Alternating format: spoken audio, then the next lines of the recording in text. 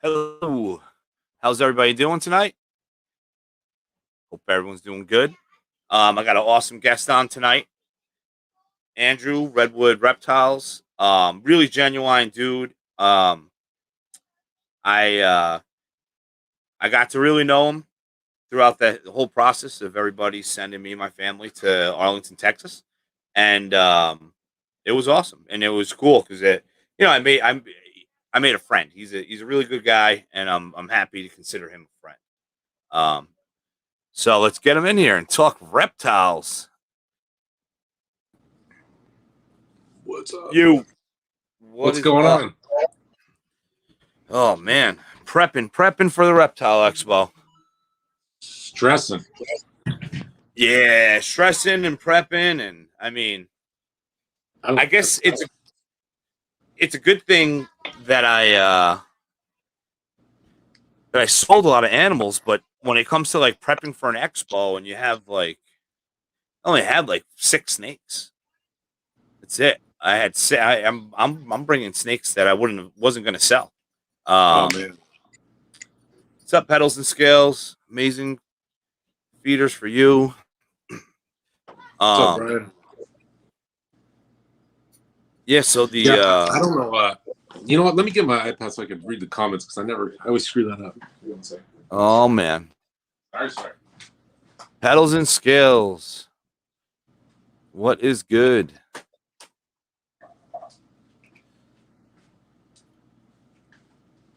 Man. Yeah, man. I don't know how you do, and you do quite a few too. Those of the venues or shows and stuff.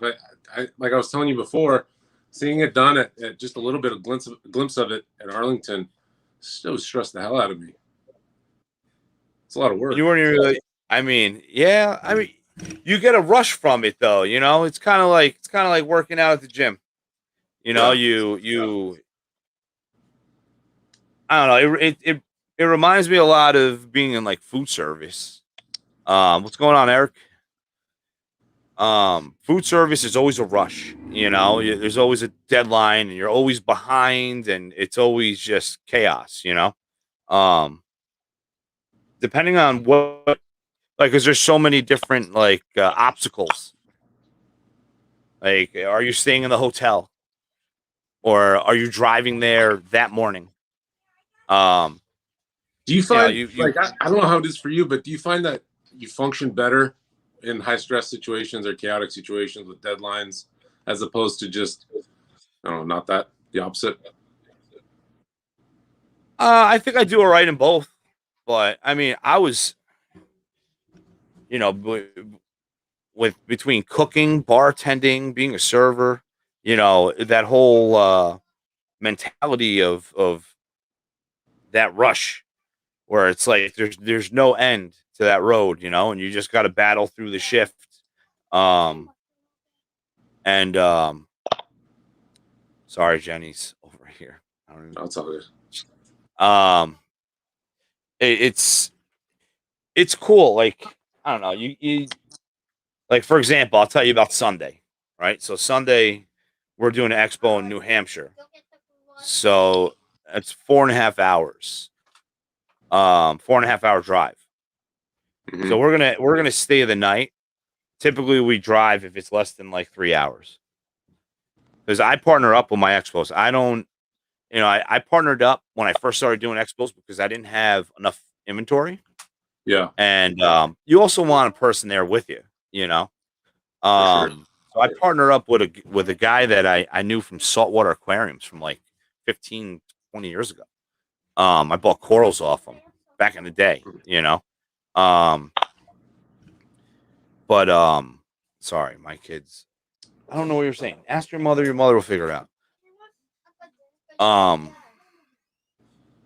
What did I say?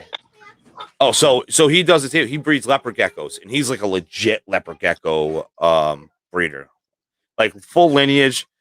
Lineage is another like level with leopard geckos. The gecko world it's really lineage based, because it's like regions, like where they come from, especially with New Caledonians. But but it worked out to have 2 people, and he has inventory, and he brings different customers, and he'll have a leopard customer that may buy a crested from me or a ball python, and same thing vice versa. Yeah.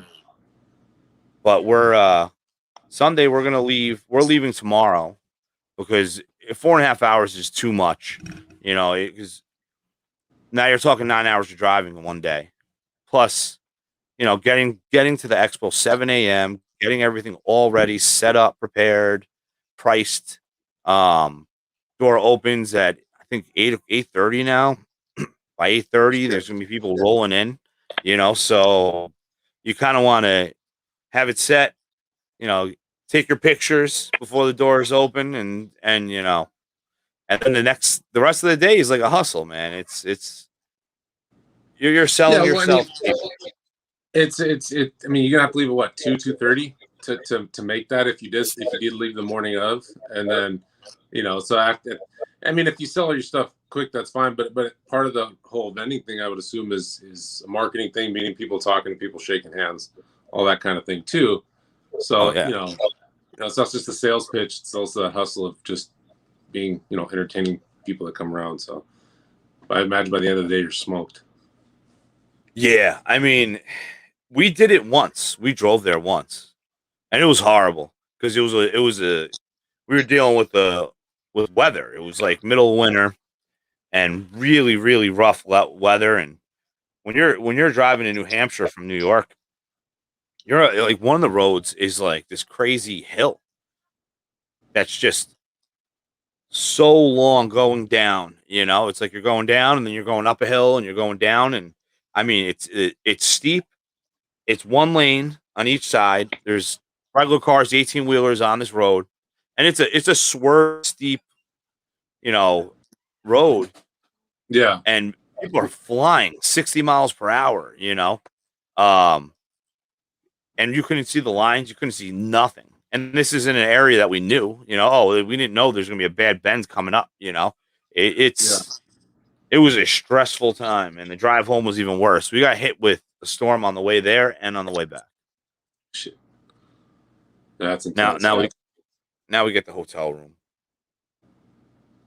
The hotel room is it's nice, because everything's kind of set up, and then even if you have like because you got to like clean up after animals too, because you're gonna get turds. Yeah. You can clean it up in the hotel room. There's one less bin to clean in the morning before the show opens up. But it's a rush, man. I love it. I think my favorite part is like introducing people to animals. Like, there's nothing better than someone holding a snake for the first time and then buying it. Yeah. Jerome, What's up? I'm representing for Jerome. Oh yeah, I love that shirt. It's so comfortable. I need to step up my game with the This guy's a marketing genius with this shirt. I don't know what he did, but everyone wears his damn shirts now. Yeah, I saw it in Texas. I see it everywhere. Oh yeah. Well, I think he made 42. He made 42 for Texas, so that's blowing up. Everyone's gonna have it. It's nice, and it's like I say, it's so comfortable. Yeah, it's a nice shirt. Jerome's a good dude. Jerome, that's one of the people you mentioned making friendships. That's one of the dudes I made a friendship with. Oh hell yeah! So, yeah, Jerome's he's. I'm. How far do you live from Jerome? Probably like 5 hours, 4 hours maybe. Oh. So it's a major road trip. Yeah, it's a roll. He's up. I think he's close to Freedom Breeder, so that's about 5 hours for me. But yeah, it's a roll. But that was the first time I actually hung out with him. Was in Arlington, and I hung out with him more than anybody. And that I just felt like I grew up with the dude. You just meet those people you feel like you've known for a long time. That's kind of how. Oh yeah. Yeah. It was cool because all of us talk a lot, like via Instagram, right? And then it was just like as if we all hung out together in the past. Like it was awesome. I really enjoyed it. Yeah. definitely. And that's something I didn't expect from this industry or community. I was even considering the friendship aspect of it, but you do meet some really great people, and you build solid friendships and talk more than you think you would, and so yeah, it's pretty awesome, that aspect of it. Not something I can't believe I can't believe I'm in chats. Like, I hate texting, so to be in these chats, it's like, holy shit. And you meet some really good people, really good people. Yep. I For sure. I look forward to the next one, not in Schaumburg, in the regular area where it is. I'm having a brain fart. Tinley? Yeah, Tinley Park. Yeah, hopefully everything will be set for us me and Junior will go out. Yeah, I'm gonna be there. What is it? Early October, right? I think so. Or no? Yeah, I'll be there. But yeah, that's a plane ride for you, though, right? Oh, hell yeah. Yeah, Vegas is a plane ride for me. Like, I mean, it's not, but it is, just because coming back is always a pain in the ass. So I'll fly whenever I can. Plus, it's cheaper with gas the way it is now. It's cheaper to fly, anyways. Yeah, but I think I'm gonna drive. It's 14 hours from me. You're 14. You're gonna drive it? Yeah, I think so. Holy shit. Me and Gomez were gonna go, but me and Gomez were supposed to go last weekend, but it didn't work out. So if he's game, shit, go with. Oh yeah, me and him we're gonna be rolling deep in the Prius. We're gonna take his Prius. His Prius. He's like, oh, it only costs $75 in gas to drive out there. So that's crazy. That's crazy. Yeah, so I'm sure. And this one, it didn't now too. So. Oh yeah, and a lot of it's for charging for free. Yeah. Got Luke in here. Yep. I'm in Vegas. I didn't read that. I just read that now. I didn't either. I'm in Vegas. I wake up to the smell of prostitutes. I can't wait to go back to Vegas now that they reopened everything. It's been a while. I've never been over there. You know what? It's fun, but it's insultingly expensive. Like, I've been going, for the past 18 years, 17 years, and it's not that long, 16 years, but yeah, it's just gotten more and more expensive over time. I remember in 2010, I thought it was expensive then I looked at the prices recently, and it was almost doubled for, I'm talking about like back then, bottle of Absolute vodka at a club was like $2.50. That was the cheap bottle. And it's not cheap, but if you go buy drinks at the bar, it's cheap in comparison. But now the same bottles, I don't know how it is now, but a couple of years ago it was like $3.50. It's crazy. So everything's just getting more expensive over there. So I don't go too often, but it's better than New York, man. New York City, it's like $500 a bottle, and that's I don't even think you're getting top shelf. I don't think you're getting Grey Goose. I think you're getting like Absolute. Yeah. Well, I'm sure that's how it is in LA. I don't go out in LA, but yeah, it's insane what they get for it, but they get it, so I can't knock them. Oh, we got Jen in here. Yeah, outside the strip. I heard like Old Vegas. I've never actually been to Old Vegas. There's, I don't know if you know, but there's like the strip, which is all the commercial stuff, and then you have like downtown Vegas or Old Vegas, whatever they call it. Forget what the name is, but everyone says that's the place. No, not Henderson. It's the hell is it? It's where, like, I don't know. It's where that sky is, where it's like there's like graphics and there's planes flying over. It's that area. It's called. It's on the tip of my tongue, the name of it. But anyways, I guess the drinks are a lot cheaper there. It's a lot more fun there. Everyone says that's the place to go. So Frontier Street, yeah. So we almost moved out to Vegas. Oh, really?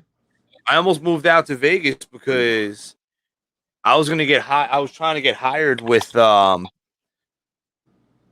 guys from Tanked. Tanked. The TV show Tanked. The TV show Tanked, where they make the fish tanks. They make all the crazy fish tanks. Oh, okay. Yeah, So Fremont. I was really big into the saltwater back in the day, and I was part of a Mhm. nonprofit that put saltwater aquariums into school programs, and Hmm. we sponsored an event, and it was one of the episodes from the TV show Tanked. So I got to meet Wade, and man, I can't believe I'm having a brain fart with the other one, but so somehow I knew a friend. I was there, and this guy that I he always wanted me to bartend for him, but I had such a good gig bartending at the Cheesecake Factory. It would be silly for me to leave it. Um, by seeing that guy there, and it ends up that he's like childhood friends with one of the guys. Hmm. So they got me all lined up to go out to Vegas, stay in a hotel, and just hang out and work for a couple days. See what I think, they see what they think, and take it from there. But my wife, when she was pregnant and we found out it was a girl.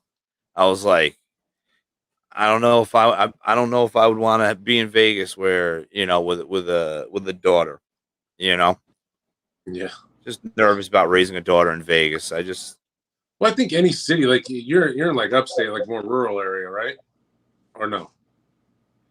Well, I'm in a s- I'm in a city, but it's not giant, but it's rough.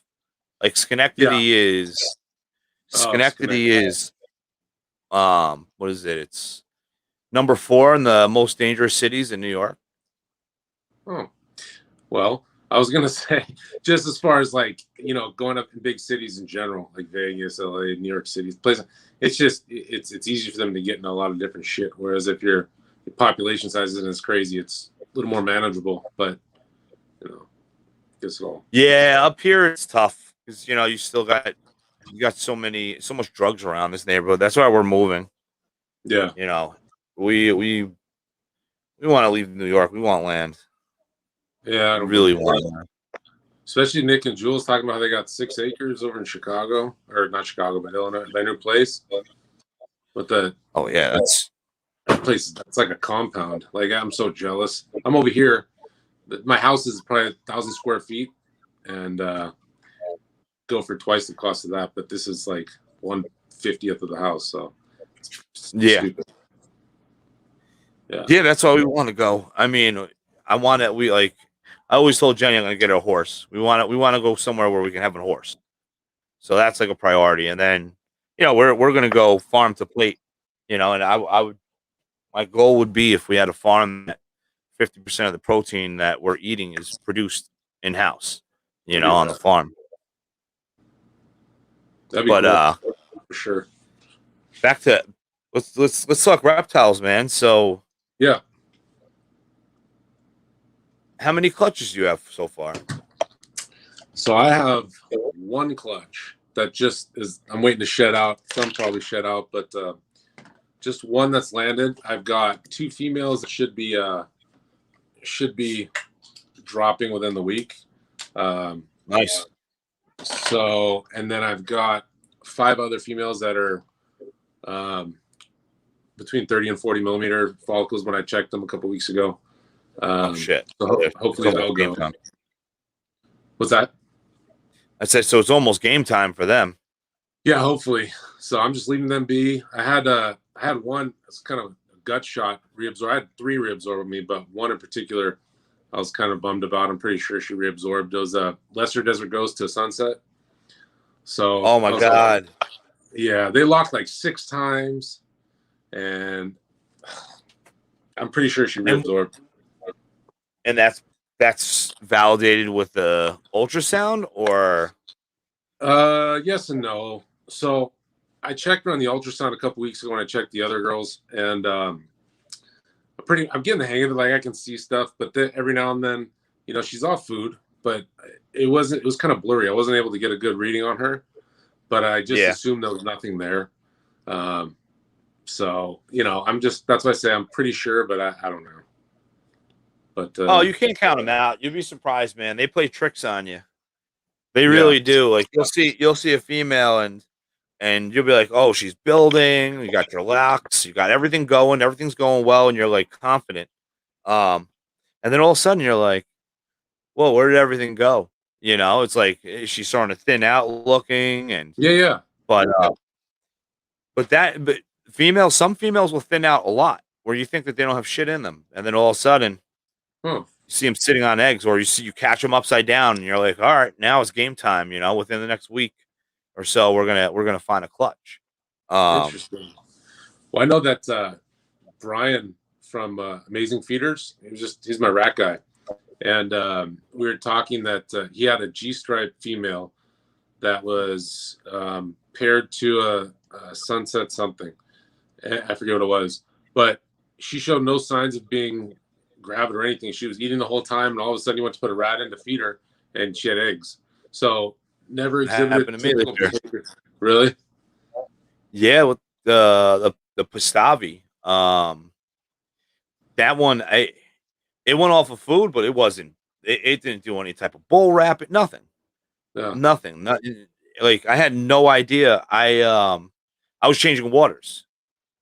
You know, I was changing waters, and I go, "Holy shit, she's sitting on eggs. That's Sitting on crazy. 6 eggs." Yeah. Yeah, Oh I yeah, have and this you couldn't miss it. It was like a stack of tires. You know.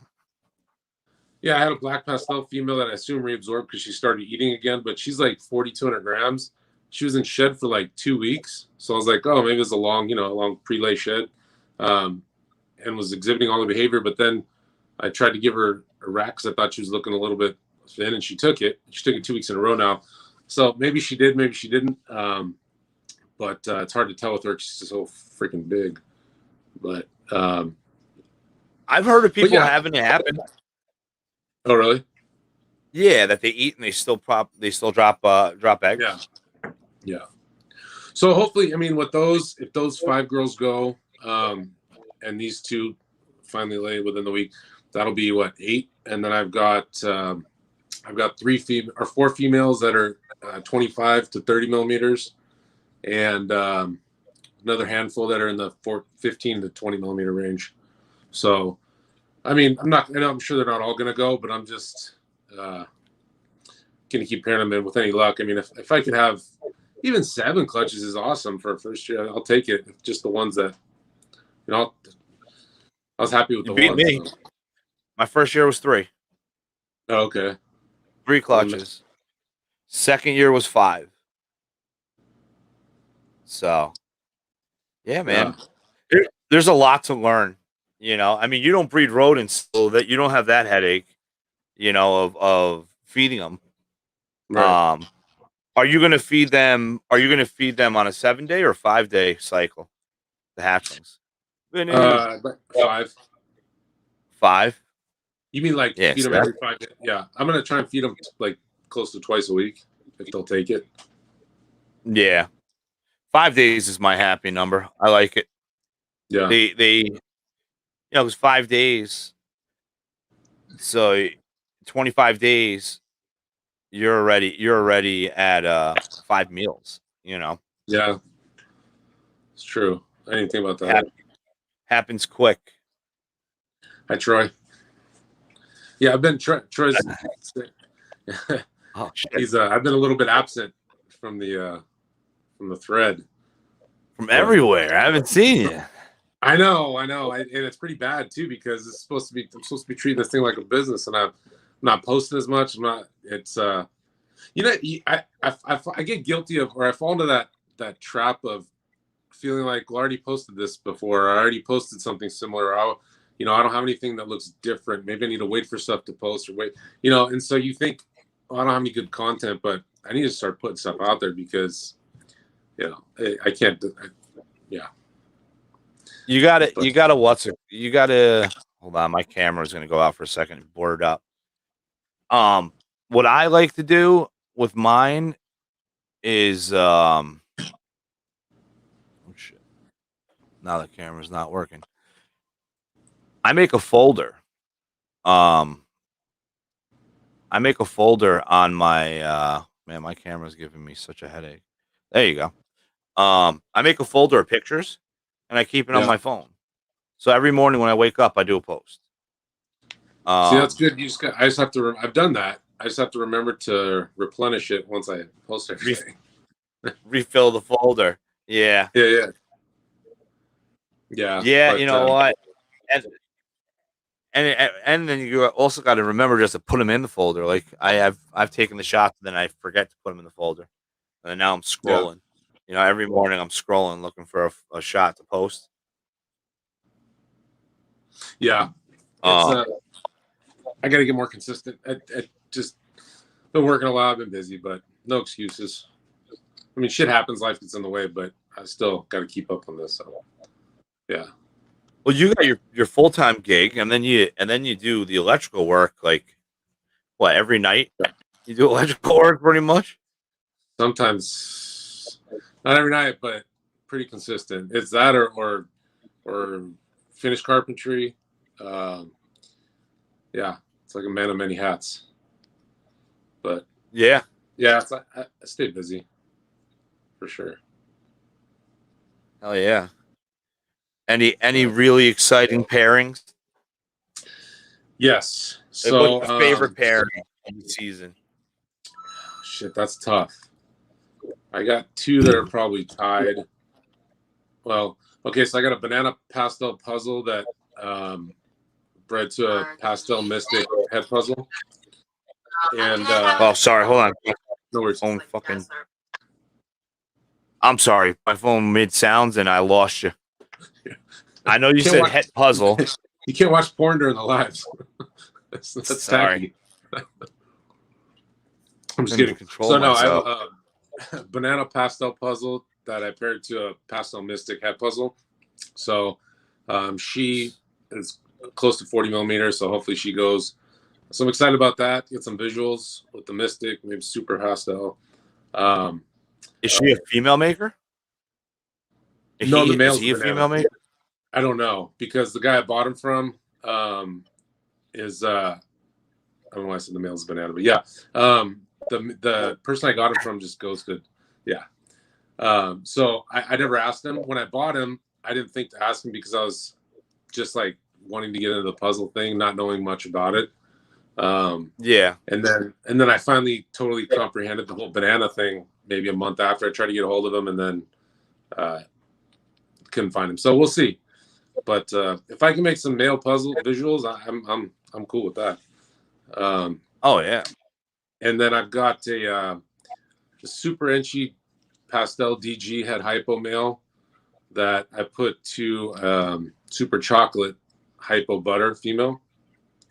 Nice. They've locked quite a few times. She's at about 20 millimeters. So I'm excited for that. I'm excited for that same male to the pied head hypo. So hopefully some visual hypo, double het DG pieds. Everything being enchy, and the other one, everything being chocolate pastel or chocolate and enchy. And the Mandarin, I have a Mandarin ODYB enchy that I paired to a Huffman OD. So if I can get a super OD Mandarin, I'd click my heels and Oh yeah. And then just other desert ghost stuff, some pied puzzle. So that same puzzle male to a pied female.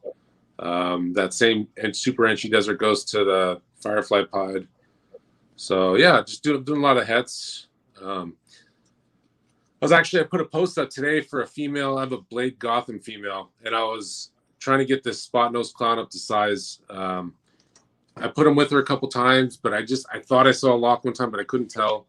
And since then, I haven't seen anything. So when I checked her, she was at 25 millimeters. So I threw in that banana. I have a banana pastel enchy clown. So I was thinking super banana clown, super banana enchy clown. And same thing. I couldn't tell if they were locked. And then they were just separated it's frustrating. So now I'm kind of stressing out, thinking like, well, what the hell? I got to pair with something. I don't want to miss out on her for the year.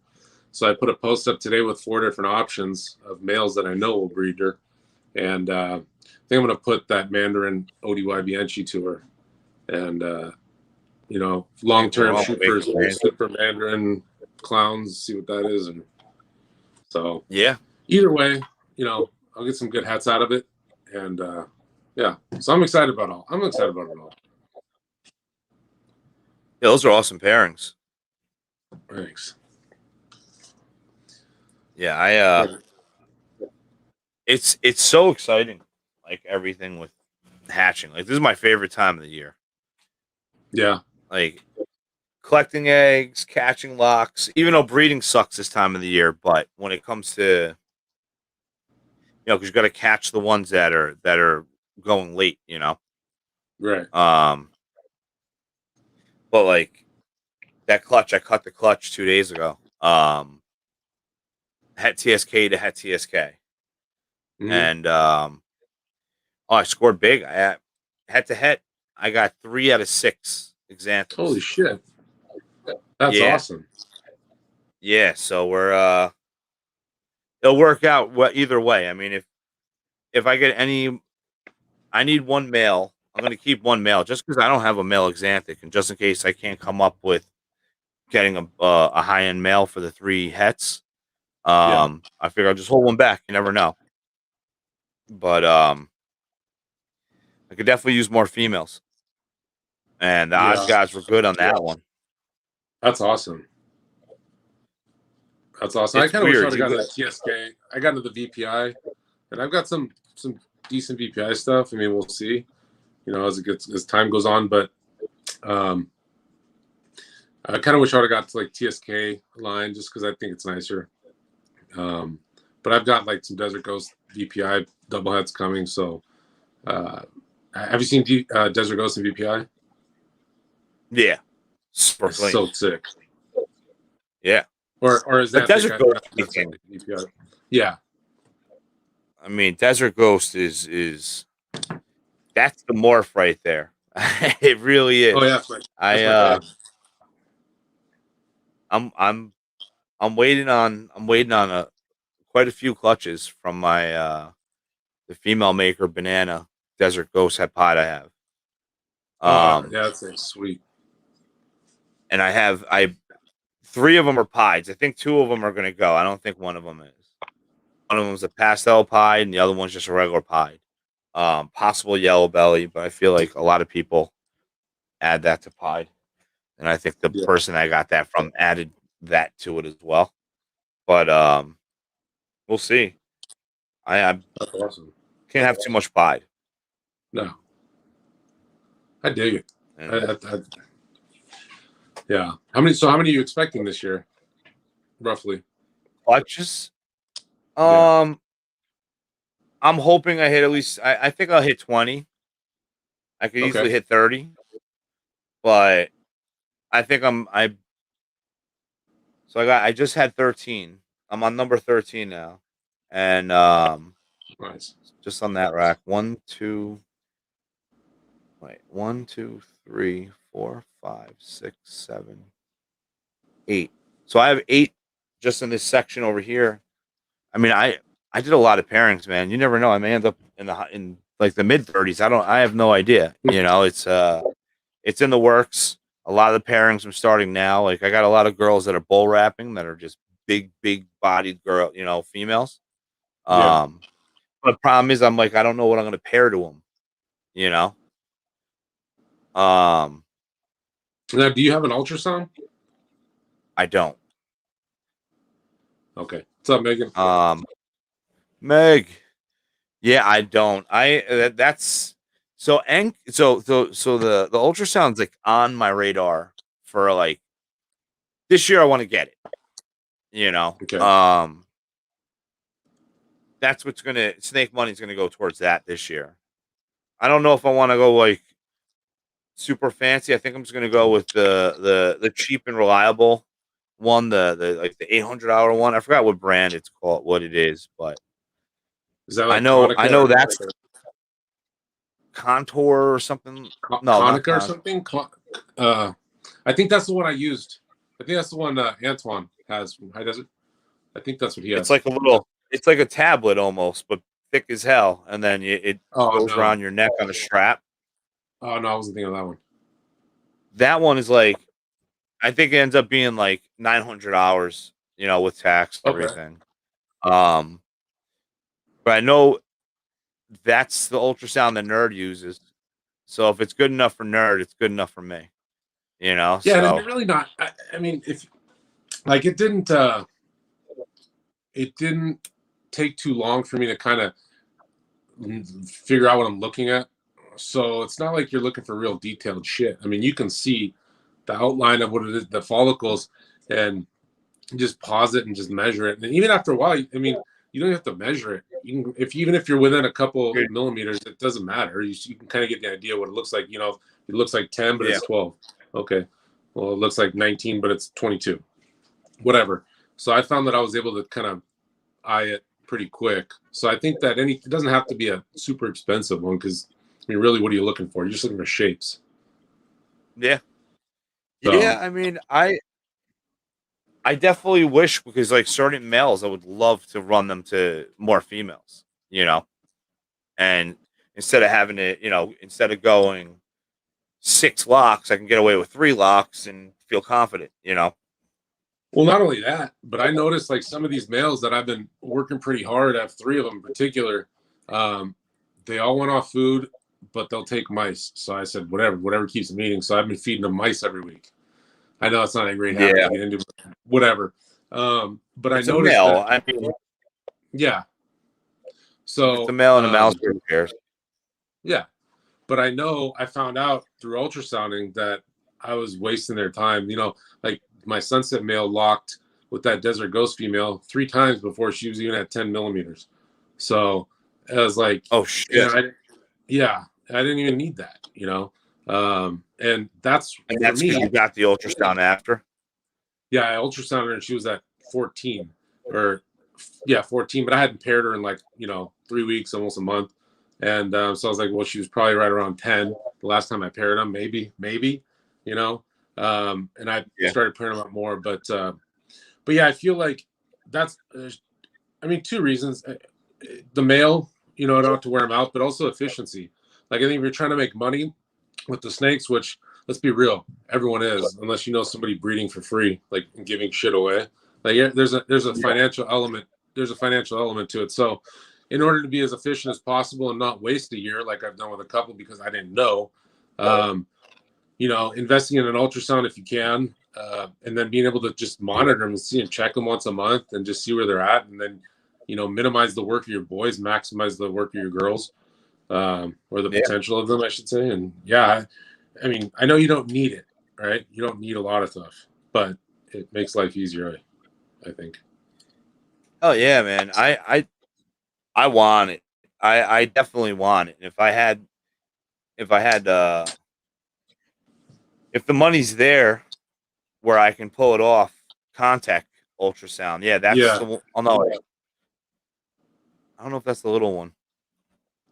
No, Either that's way, but that's the one. No, I was thinking of oh no, contact. Even though I put contact, we all know what I meant. Like OCD. Um, no, yeah, that's the one that Antoine has that I was using. But it looks like a laptop. You fold it up, and it's got the big. You know who was MJ was showing me because I was looking at why don't I just get the app and get the portable little paddle that hooks up to your that one that phone. they sell. Yeah, I saw that. So I talked to somebody, and I don't know if it was the same brand. I forget who I talked to, but this was like 6 months ago, and I brought it up. I said, "Well, what about that?" And they said it was a piece of shit. But I said, "Okay, whatever." But I was talking to MJ, and he was telling me that a buddy of his uses it and with great success. And I actually saw a video of him using it, and I was like, "Dude, that thing picks up real nice." So he sent me the link, and he's like, "No, this thing's not a piece of shit." And it was like 3K. this little, Oh, the I one guess that he had. the little butterfly paddle, not MJ, but his buddy, yeah, Socrates over in Florida. He uses it, and that thing's legit. Like I saw him using it, and it's awesome. Picks it up great, and you can do everything There's a that you can do cheap with the one machine. though. So There's maybe a that's cheap what the one. other person was talking about. Yeah, there's a cheap one that's like I want to say it's $800, Okay. and it's just literally it looks like an old school flashlight with the C batteries inside it, you know, and you use that instead. They use that, hook it up to your phone, but the reviews were really bad on it on Amazon, Yeah. Well, and that I saw. butterfly one's legit, but it's also I'm not spending 3K. Oh yeah, Fuck that. yeah. That's a lot of money for extra convenience. Yeah. I mean, it's cool if you're going around doing shit for people, and I mean, it's travel wise or whatever, or just ease of use. But yeah, no. So I know there's different options. I'm gonna probably go with the Contact or something cheaper, around the $1,000 range, just because I need to buy when I'm able to. I need to buy another rack. Like I'm out of rack space.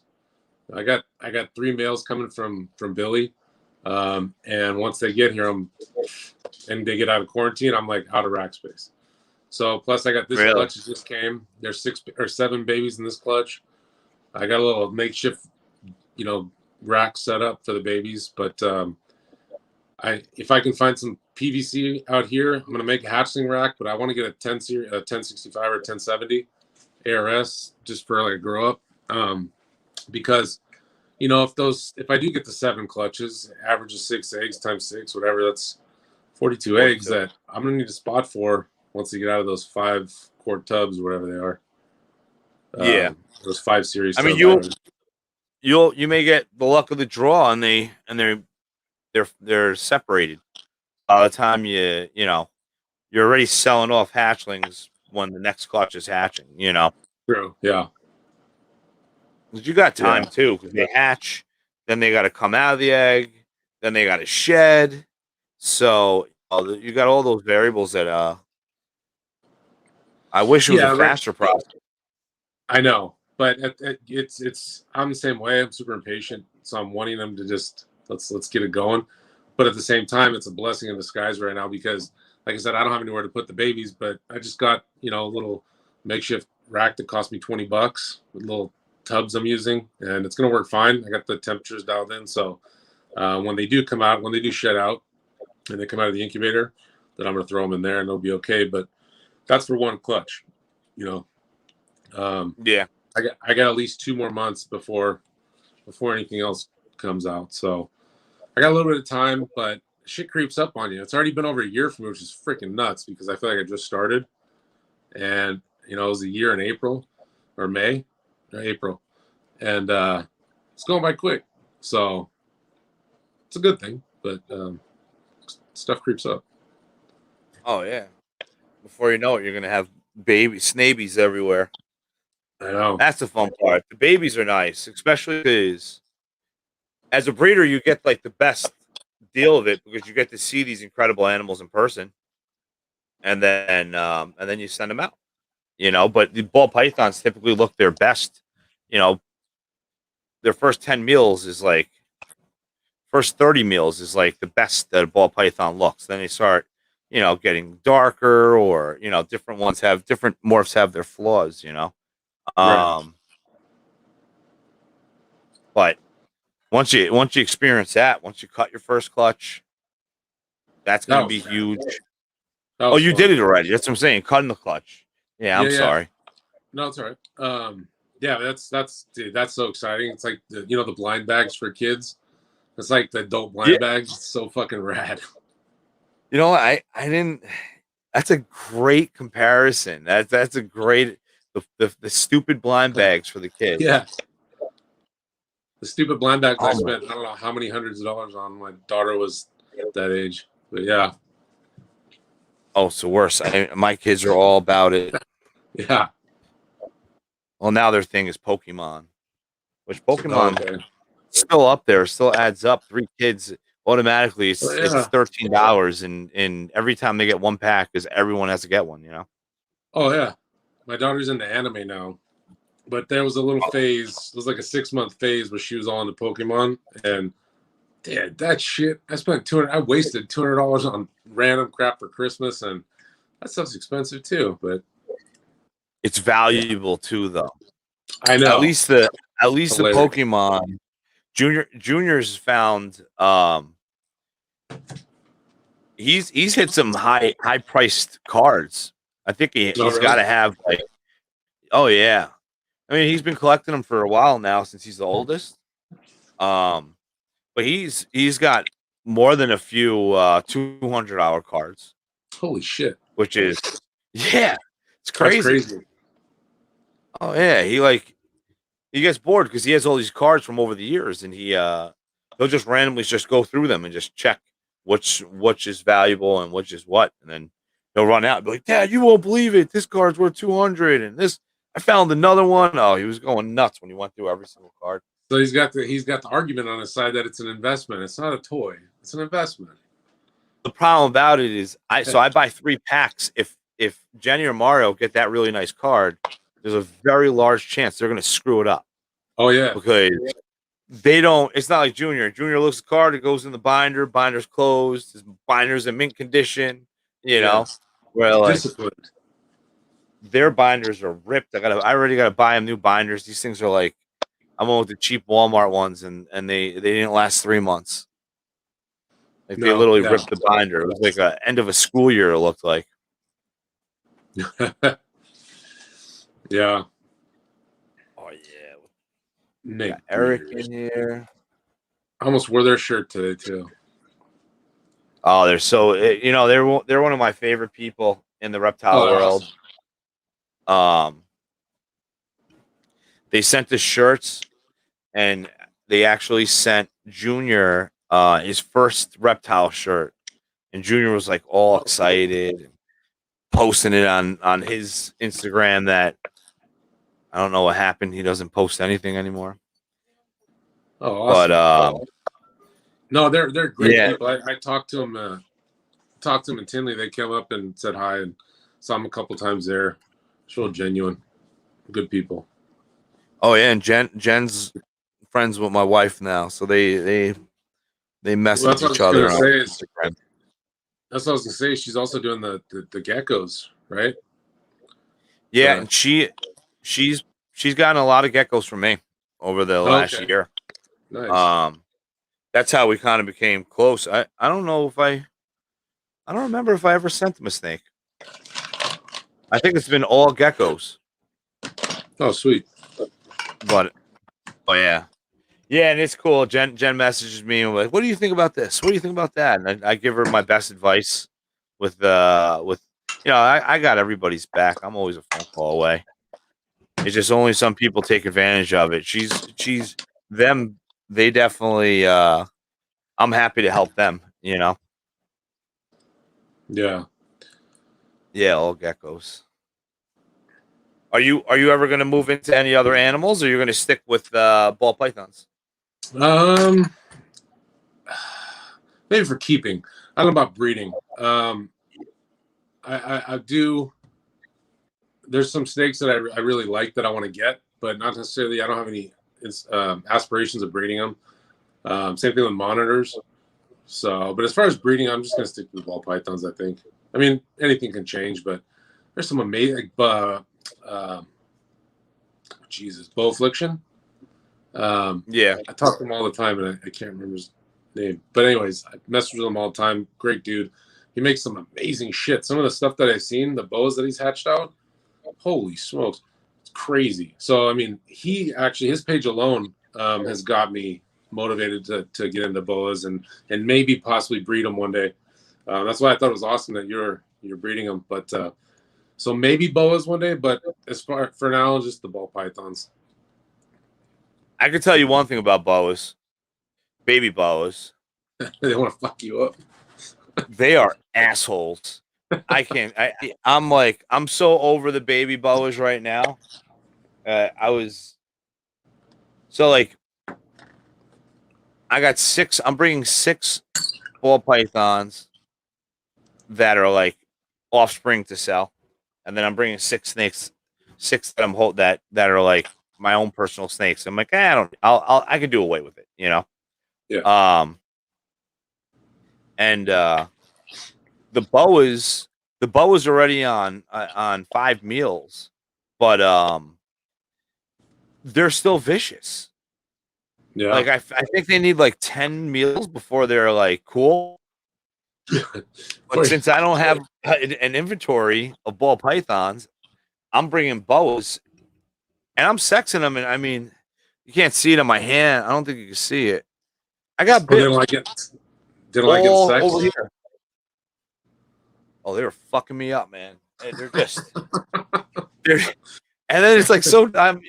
I realize that we're so spoiled with ball pythons. Like even like popping ball pythons, it's like I'm They such a stay in your. pussy.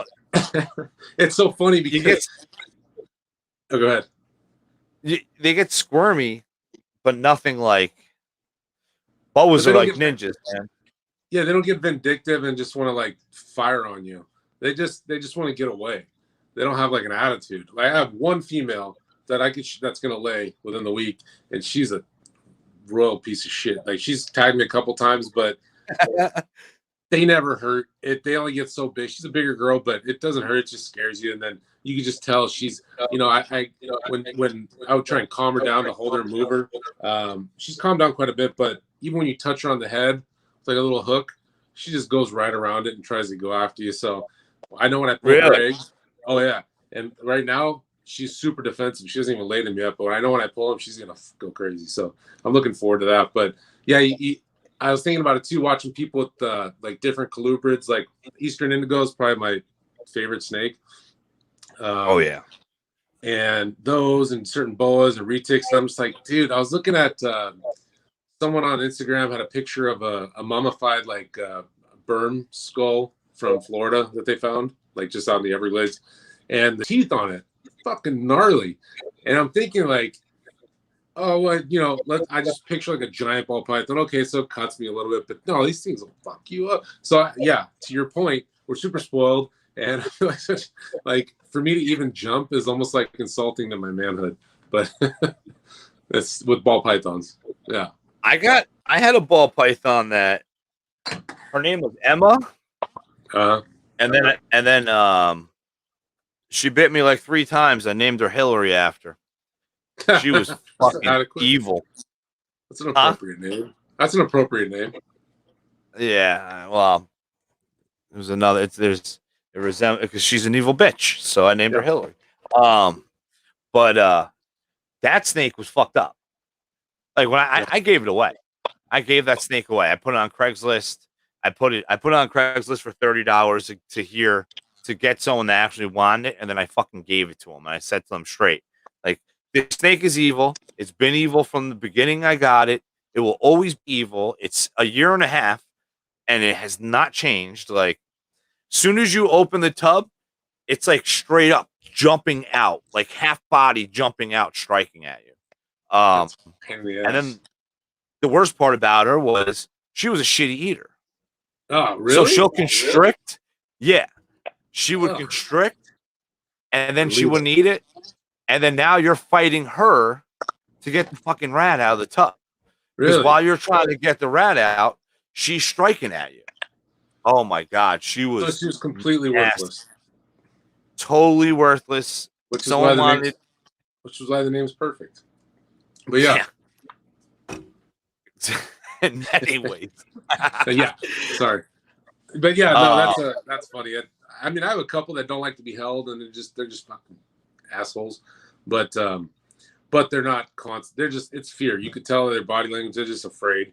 But they're not just actively trying to hunt me,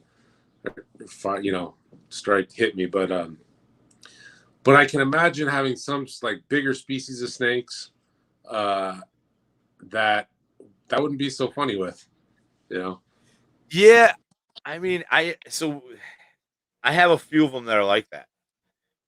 My boas are just really hungry. They're always hungry boas. Boas are like garbage disposals. I mean, they're just consistently hungry, and they're striking, and they're bigger, so they go farther. But the male, I got a male matrix Het T positive albino blood python, and now that guy, all he wants to do is bite. Like, that is it. I take him out. I try to, I want to get pictures of him. I couldn't get pictures of his damn snake and the fucking thing. I'm taking out, and Gomez told me, just roll it. That's what they do in the blood python world. With the aggressive snake, when you roll it, kind of like confuses them. Yeah. And then they forget that they were trying to bite you. Uh-huh. The Matrix one, I was rolling this fucking thing and it would roll over, and then its head would roll over, and then all of a sudden it'll come right back at me, and I'm like, holy fuck. You just piss it off. But I got that one that's mean. I got another. I actually have another ball python that's absolutely vicious as well. But she's not going anywhere. I'm dealing with it because she's a really beautiful, clean clown female. Yeah. Maybe blade, but I don't think so. I think it's just a reduced pattern clown. But she's another one. As soon as if I go to when I clean her tub, like we pull the tubs out. I set up a 6-foot table, and Mhm. I put the tub on the table. I put the snake over. Like I'll have the lights set up, and I'll put the snake over. Ready to take a picture of it. Because I always flip pictures of the snakes when I clean tubs. Um, and she's a full S, hissing like like a Like that fucking one Billy sports had. car. Like that boa Billy had that, I don't know, that kind of calmed down, I guess. But she was just on the hiss 100% when that thing was open. Just The all black one, right? Was it the all no, black one or she the was all like white one? a white one. Yeah, I remember when he got that snake was already was already tough. Yeah. But Did I like keep? that, so just constantly S. It's not bad though, to be honest with you. I think it's more of just if I didn't have to handle the ball python, the boas right now. If I had ball pythons to bring to the show, I wouldn't bring these. I would just Yeah. let them be a little bit calmer. I don't want to get bit in public and kind of scare people. You know. Um. Yeah. So, did I keep anything from my first clutch? I did actually. My first clutch of the year was my Mojave Orange Ghost genetic stripe, and I bred that to a pastel. And holy shit, it made such beautiful animals. These double hets, I can't believe how nice they are. I kept a Pistavi and a pastel female out of that because Hmm. I was like, I need that in my life. You said pastel Mojave. No, sorry. What was the pastel one? I know the Mojave Orange Ghost. Mojave Orange Ghost genetic stripe, double Oh, visual. geez, that's right. Okay. Yeah, and I just brought it to a pastel, so I was just making double Yeah. heads, and I don't know, man. I mean, yeah,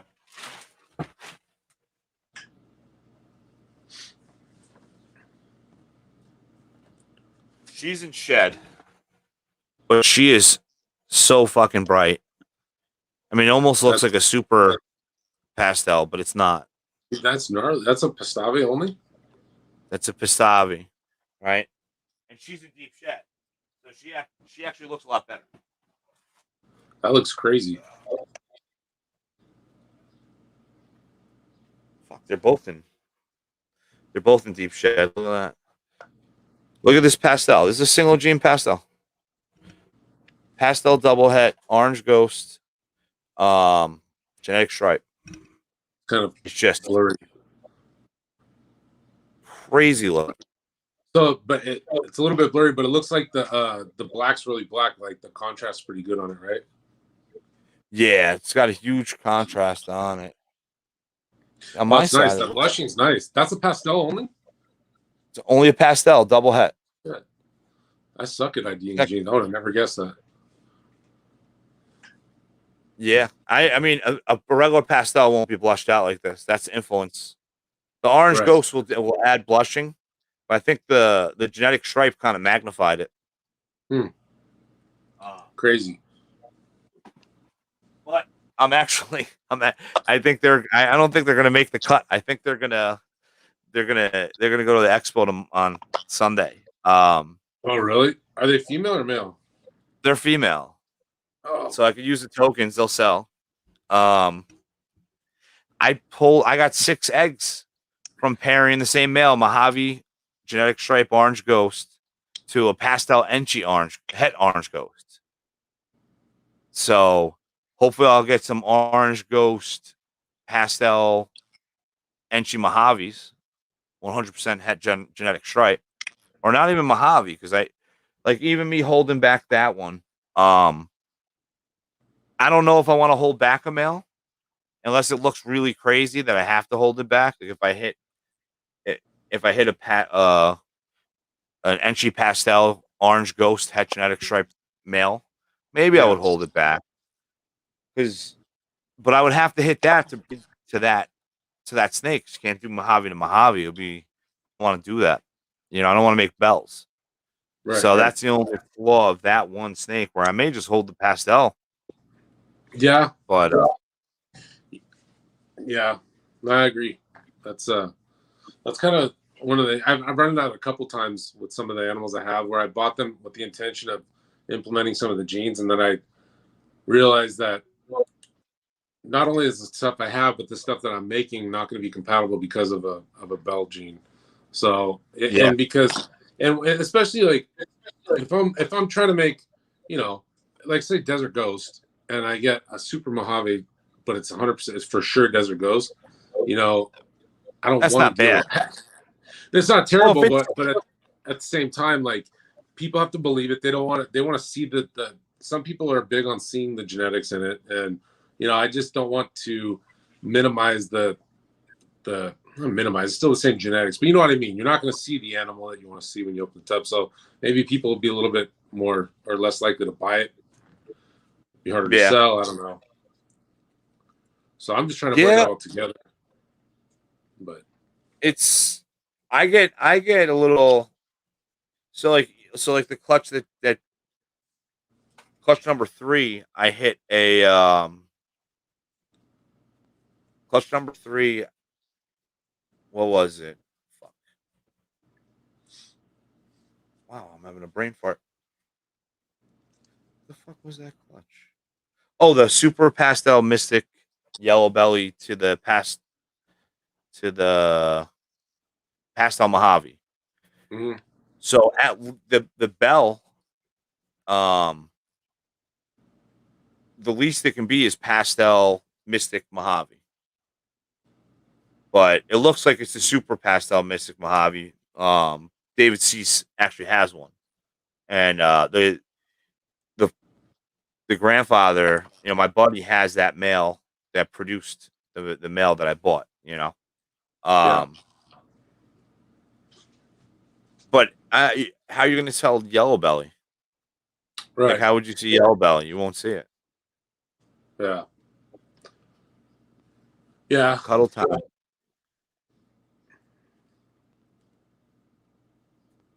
When did you? I did not. I sold everything. My first ball python clutch, I sold it all. So Brian Sampson's was asking me about that. If I'm going to keep anything back from the first clutch, and I always said, like, I got to keep something. Like, keep a female from the first clutch. When I started pairing that, like, I did good on the odds. It's an albino, it was a butter leopard head albino to an albino, and 5 out of 7 were visuals. One's like a high contrast. Yeah, one's like a high contrast. Looks like somebody was giving me some help on ID, and the other ones, one might be all the genes. The other ones look like butter albinos, but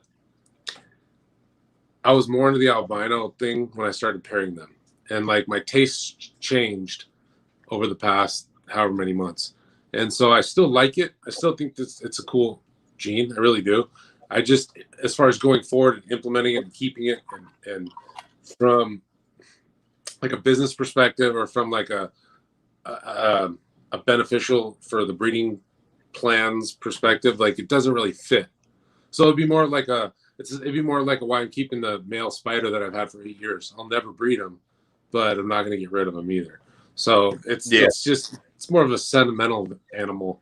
But so I was struggling, like, well, okay, do I look at this from a practical perspective? Like, am I just going to feed this animal and keep it just for shits and giggles? And probably one of the females I found, but to that point, my favorite snake in the clutch happens to be one of the 2 females. So the sex ratio is kind of shitty. It's 5.2, but I actually really like the way it looks. So I'll keep it, breed it, see what it does. But yeah, I think that for me, when you're limited on space, you're limited on time, money, whatever it is, and you're trying to focus really strictly on certain projects, It's almost like it's not like a dick, but it kind of hinders your operation. It's like a burden. I mean, how hard is it to really Yeah, clean one extra tub or feed one extra snake? But it's still one extra space that you're occupying with something that's not going to benefit you in the long run. I hear you, man. Financially. We got a lot of pets, and I'm like, they're pets, Well, not a lot. We have the bearded dragon. The bearded dragon is our pet. But he's a cool pet. Yeah, those are awesome. He is a really cool pet.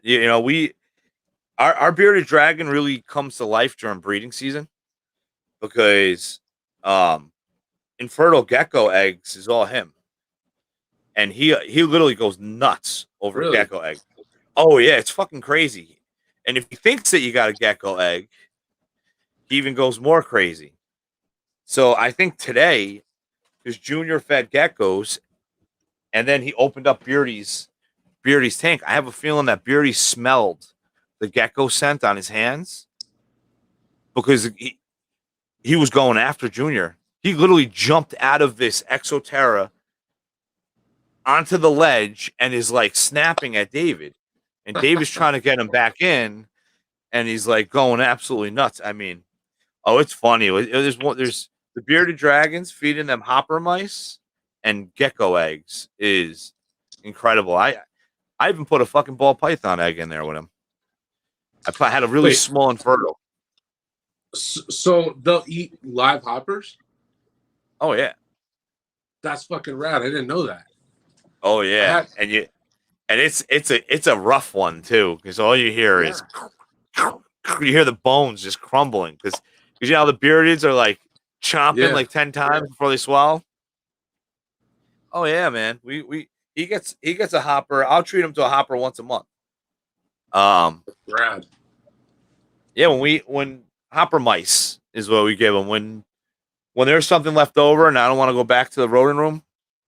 If I have like one hopper left, I'm like, fuck it, give it to Beardy, and he goes nuts because we'll let it go and we'll let him hunt it. He goes. Lizards are different. Like they're totally different thing. Personality wise, just interaction, engagement. I had one for like 6 months. So a buddy of mine wanted to buy one for his kid, but he needed me to foster it for a month. That turned into 6, but I ended up buying it, and it was tiny. It fit my hand, and that thing grew like a freaking weed. And I grew an attachment to that thing just because their eyes and the way you interact with them. It's just I think lizards, all species, are so much more rewarding as far as interaction than interaction with the ball python. But like I had a monitor, Quince monitor for a while. Loved it. I was just in awe of the thing. It was when I really started working a lot more, and I was gone all day, 16-hour days, 5 days a week. I wasn't giving it the interaction that it could, it needed. So I actually sent him to Sky. I had him for like 4 months. I sent him to Sky at Primitive Reptiles, just north. And he's awesome with it, and that thing's eating out of his hand and everything. So, but they're such an amazing species. The snakes, I love them. They're my favorite as far as just overall, but they don't compare to the interaction you get with a lizard.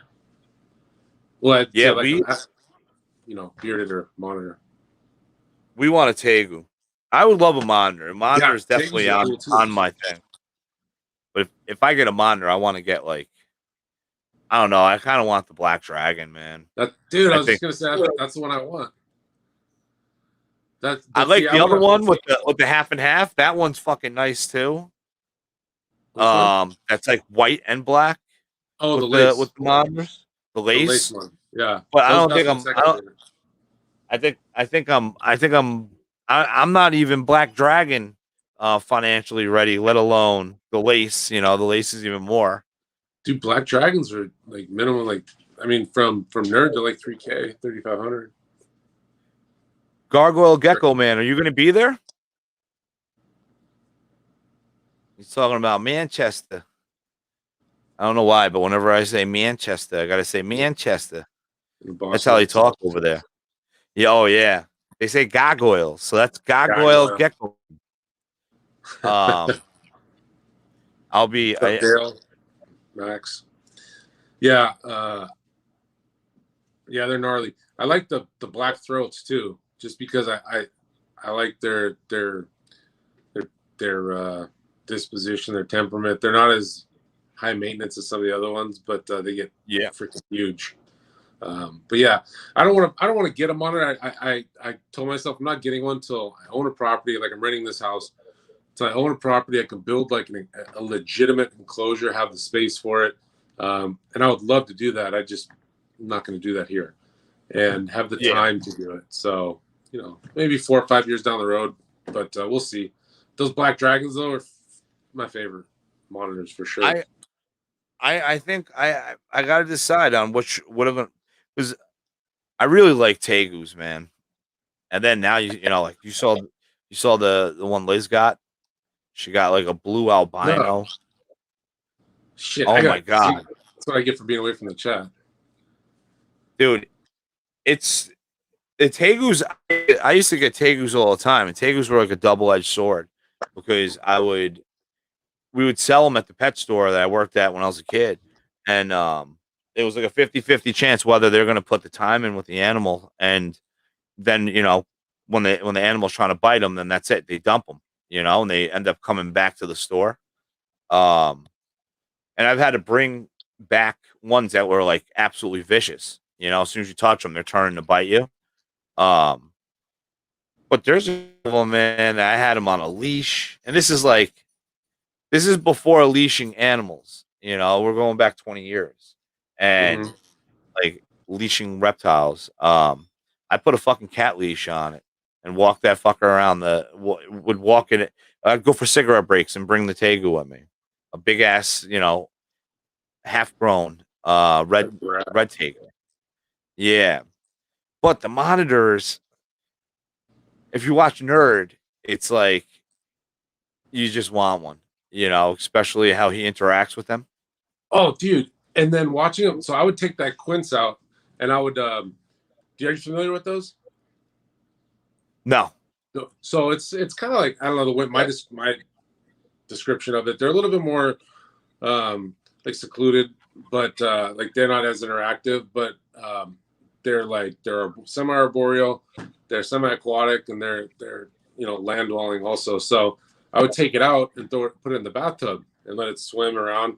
And dude, watching this thing swim and move through the water, I don't know, it was something that was, and I actually had a pretty cool enclosure I built for it that had a 36 quart tub that was heated like to 70 something degrees. It was like on heat cord, but so watching him swim around in that, it's just, I don't know, it was just let's say it's a rare experience, and I could just watch that all day.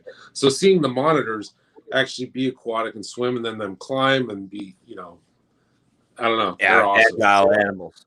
Yeah, they're crazy. Yeah, super fast and athletic too. Jesus Christ. I mean, the Aki is small, but even the Aki, you still got to give it a decent enclosure, Oh, yeah. What am I slacking on, Max? Max said I'm slacking. I am, but I'm curious what he's talking about. The Asian water monitors, man. I know a few people with them, and I mean, they're so. If the owner puts in the time with them and socializes with them, I mean, they're like little dogs, Yeah. Did you see the big one in Arlington? The big water monitor? Yeah, the guy who was like across the way from Bob Vu. Oh, I saw a black throat over there. That was big. Was that black throat? Oh yeah, it was a black throat. In the big container? Yep. Dude, you see him take that thing out? I saw it barely fucking fit in that thing, but yeah, no. Dude, that thing was like a baby, man. He literally opened up the bin, the thing put his paws up on the edge, and he just picked it up and put it on his shoulder, and the thing was just sitting on his shoulder and just walking around with it. Cool animal. No, that was the other one I was saying. They have a pretty chill disposition as far as like from what I've heard. I've never had one, but I heard they're pretty chill stereotypically. So plus they get huge, so they just have a giant dinosaur pet. It's fucking rad. But you need the space too. Okay, Megan is getting brave also. For somebody that's not even watching, that's just listening. But it's all right. Max said in the chat. Oh, I'm sorry, chat police. Yeah, gosh. I'm glad that you came on here. It's like it brought you back to the chat today. I know. I did Brian's thing the other day, and then doing this. I'm like, I gotta get back into this. I gotta start scheduling things better. Stop being lazy. Because you get home doing construction and just exhausted after a long day, and I'm just like, I try and catch up on the chat or the thread, and it's just like I get defeated after about 2 minutes just because I see I've missed thousands of texts. I don't. I'm bad with the chat. I don't. I go back a little bit, and then that's it. Yeah. What's up, Antoine? What up, Antoine? I'm sure I miss a lot because sometimes that chat is like chat's fired. A lot. Dude, that chat's active sometimes. Oh yeah, I mean, I'll scroll and I'll open it up and it'll be like, 60 comments, 70 comments, and I'm like, yeah, fuck that. I'm done. Especially when you go to check it, and then when you go to check it, people are still firing comments, and it keeps dropping you back to the bottom. And I'm just like, nah, I'm good. Snakes can rob bank accounts. Yeah. Because they are unarmed.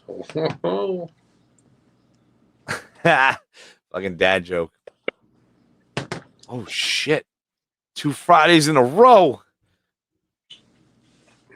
Gomez Pythons. What's up, Sal? Dude, Sal was awesome in helping getting the whole Arlington thing squared away. Yeah, I know it was hard for him. Because he was like, we talk so much. Yeah.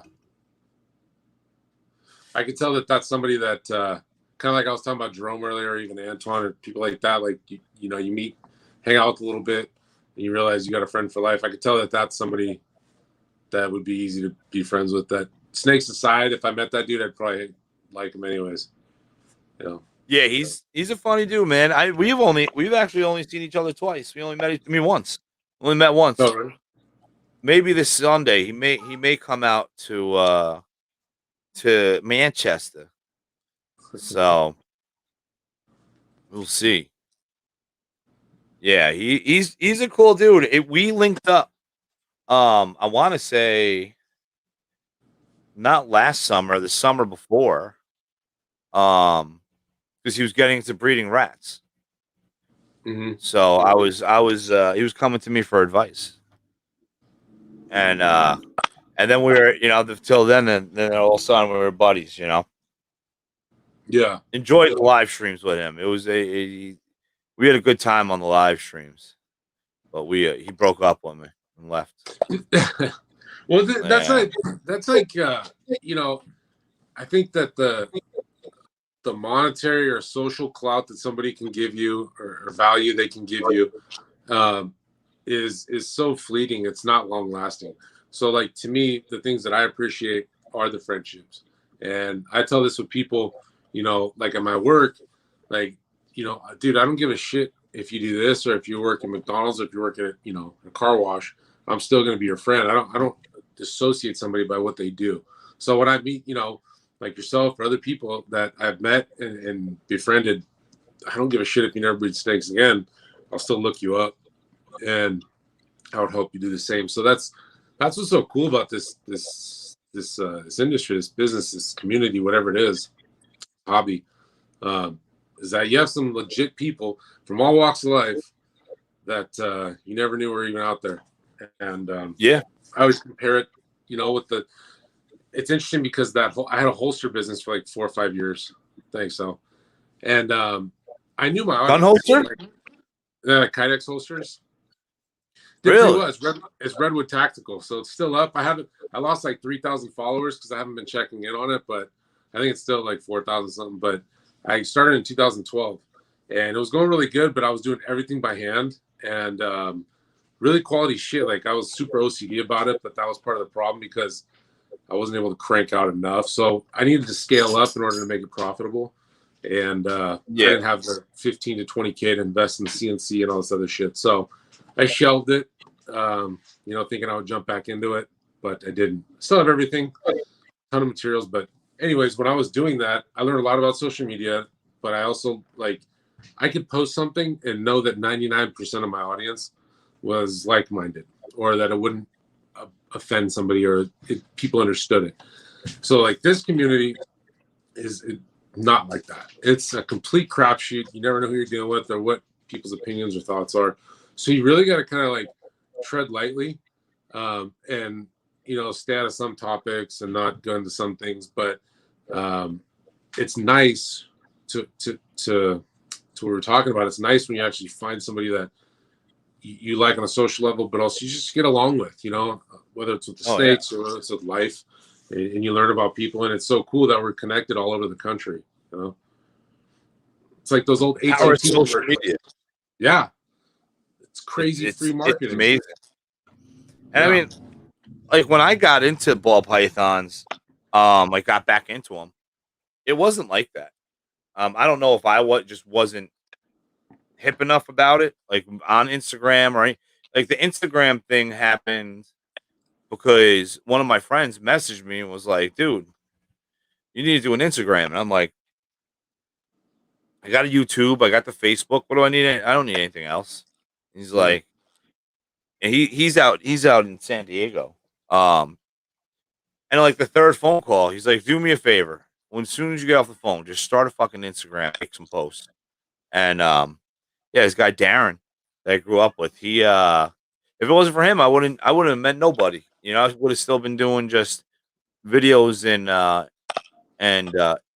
Facebook, which and the website. But my website, I haven't even my website's down.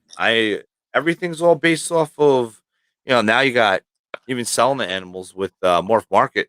Your animals on Morph Market and your social media is on Instagram, and that's pretty much all I need to do. Yeah, for sure. Yeah, Instagram's a powerful machine. Just I'm not on Facebook, but same concept. It's all that free marketing and just being able to reach out and touch thousands of people, millions of people, and to not take advantage of it, regardless of what you think of it or how you feel about it or how used to it you are, is foolish. If you're using it to advertise something, for financial gain. But yeah, I just think back to, well, I remember advertising certain things in like classified ads or something for sale, even before Craigslist. And I remember and think about it, if you want to reach a bunch of people and you pay for a billboard on a highway somewhere, how much are you going to spend? How many thousands of dollars are you going to spend per month to do that? Yeah. It's crazy. And so to be able to do it for free and hit some silly little algorithm or post some corny ass little video and have it go viral and then everyone knows who the fuck you are, it's nuts. Touch thousands. Of course you giggle. We have a video that went viral. I think it's considered viral. It's like I want to say 300,000 views. Holy shit. Yeah. But it's like so bad. Facebook shut down the comments on it. It's a funny video, and Junior's having fun, but Junior's like 2 years old, and I spray him with I don't even know where the hell I got it, but I got a silly string bottle that was like size of like a Aquanet hairspray bottle, can. Like this thing was fucking massive, and he's sitting on the couch, and I sprayed him, and I missed. I hit him right in the fucking face by mistake, which I did not want to do, But I see him crack a smile, so I just start spraying the rest of his body, and I literally covered this 2-year-old with like a garbage bag filled with fucking silly string was in this can. It was ridiculous. But I got a lot of hate messages for it. Like everyone was calling it child abuse and like the fuck out. Oh yeah. So I guess it was reported too many times to YouTube that they permanently got rid of the comments. I can't put comments on the video. Yeah, but it's a funny video, and it's a cool moment, to think about it. Like, oh, Junior, look at this video that we did, and Yeah. look at how many views it has. Yes, it's crazy. I mean, I was just listening to it earlier today or last night and on some podcast, but it's impossible to have a video go viral and not have have it be shit on by a large number of people. It's impossible. Oh yeah. I won't find one.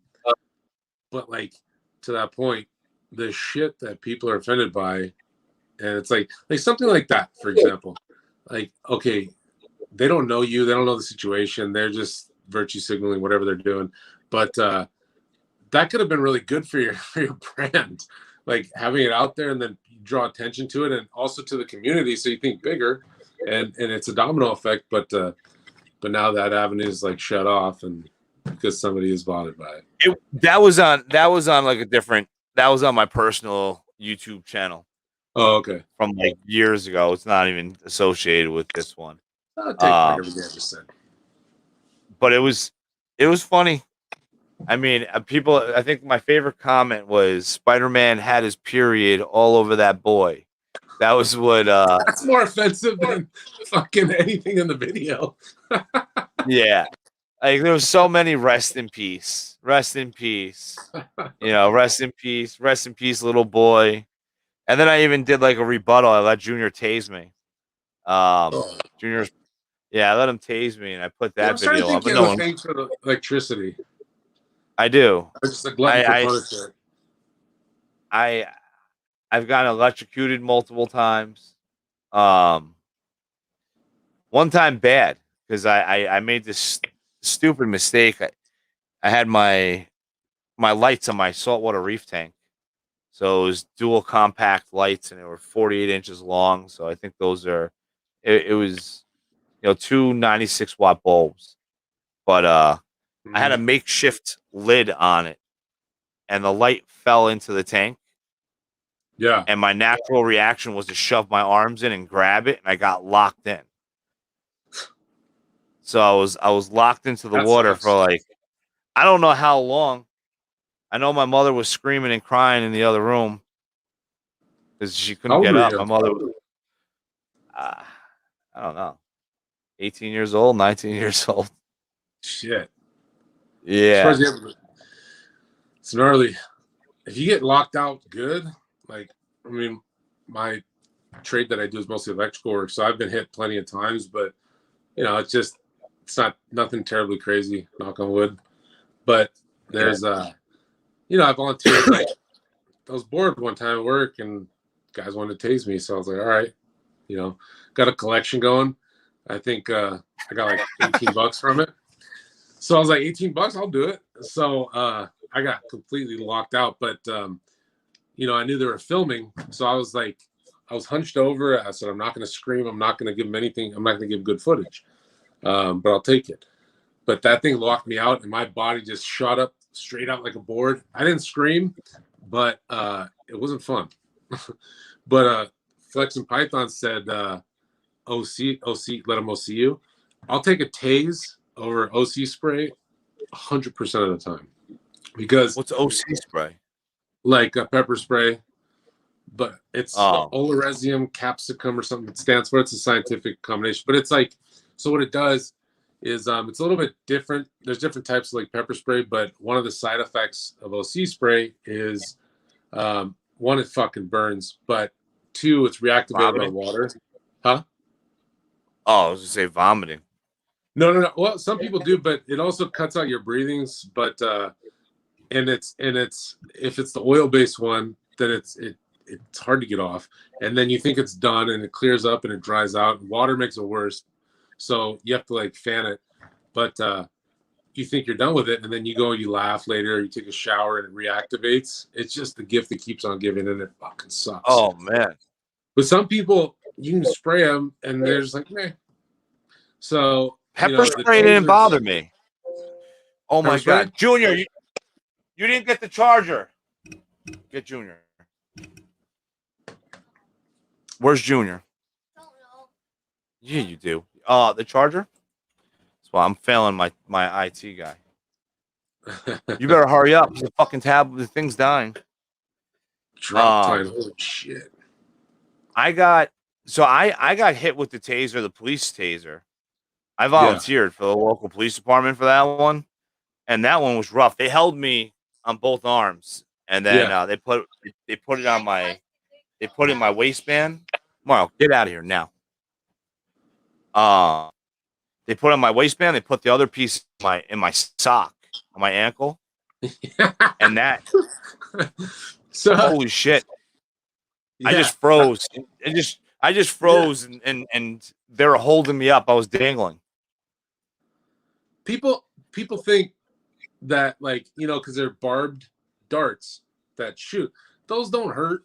But the one time that I got it taped to each hip, bare skin to each hip, on each or on the side of each hip, and the thing with electricity, it's got to have a path, right? So if you get Yeah. tased and it's this close, it's going to be inconvenient. It's going to be annoying, but you can still move your arms and function.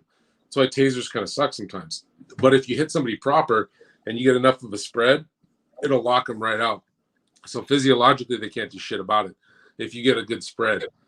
Yeah, so having it to your ankle So and I your was hip, that's going to lock your ass out. Yeah, they did that, and then they had us all hold hands. It was pretty funny because Oh, let's because so just you say all got it? we all got it, but it was like a couple sergeants that I got in trouble with as a young child, as a young teen. So it was funny to Yeah. be there with them on the news getting tased. But they had four of us hold hands, and that one went into my ankle too. I got stuck with that in my ankle. They put it in my ankle, and then the guy held it at the end in his ankle, and they actually made us go on our knees like execution style because as soon as Because they they're not going to as catch soon everybody. yeah as soon as they pulled the trigger, we all went flying forward on the mat. It was crazy. But you Yeah. could feel the electricity in your hair. That's different than a Yeah. taser. You feel it in your Yeah. head. You feel like your head's going to pop. Oh my god, it's cool though. I'm not gonna lie. It's rad. Like, it's It's fucked so up. it's rad, but it's the thing about it is it's not that big of a deal because once it stops, it's done. You don't have like lingering bam, bam. You're not sitting there twitching afterwards. You're done. You Yeah. don't feel shit. But during it, fucking sucks. And that 5 second ride on the taser feels like 55 seconds. Oh, it felt like forever when Yeah. they did 5 seconds because this was, I want to say I must have been like 19 years old, and I was working in a pizzeria. All the local police officers went into for lunch, and we used to mess with each other. We had a decent taser, strong enough that if you hit someone like below their butt cheek, if they're Uh-huh. leaning on a counter and you tase them there, they'll drop to the ground. Their legs will give out. Yeah. And we had a thing about tasing each other at work, and we did it when a bunch of police officers were having lunch. And they're like, "Oh, we're about to get tased by the real one," at the community center. And I was like, "Oh, that's awesome! Like, where do I sign up?" Actually, me and two other people said, "Where do we sign up?" And they pussied out, and I'm the only one that did it. Um, Holy shit, man!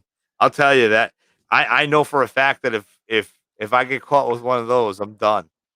You Oh, know? dude. And that's funny you say that because I remember like being in the academy and seeing these people freak out with the spray.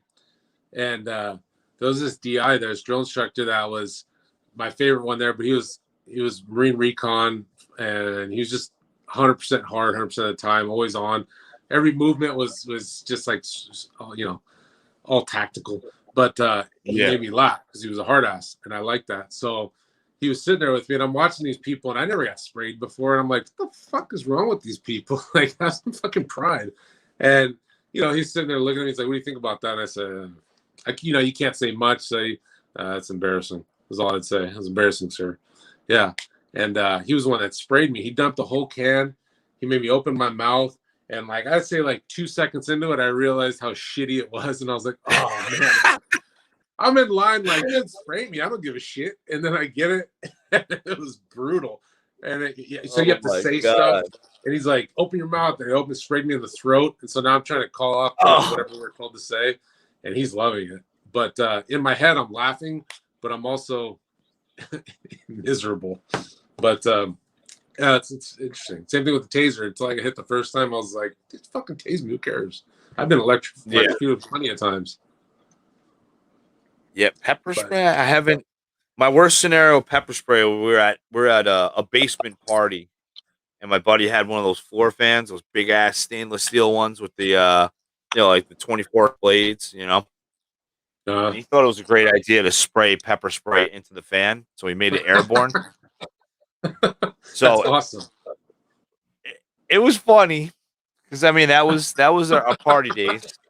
Yeah, But fuck, that house is fucked. But anyone that had asthma, including myself, um, oh, it was fucked up. Everybody was partying, having a great time, playing darts, drinking, and and then all of a sudden he just had this my buddy Frankie, his house. Thought it was a great idea to just hold his fucking finger on it, spraying. that's retarded. Party done. Everyone was crying in there. I mean, it was crazy because it wasn't even like you were expecting. It was like we were drugged, Oh, I remember. I remember my asthma got acted up from that. And Yeah, I ran to my car, used my inhaler,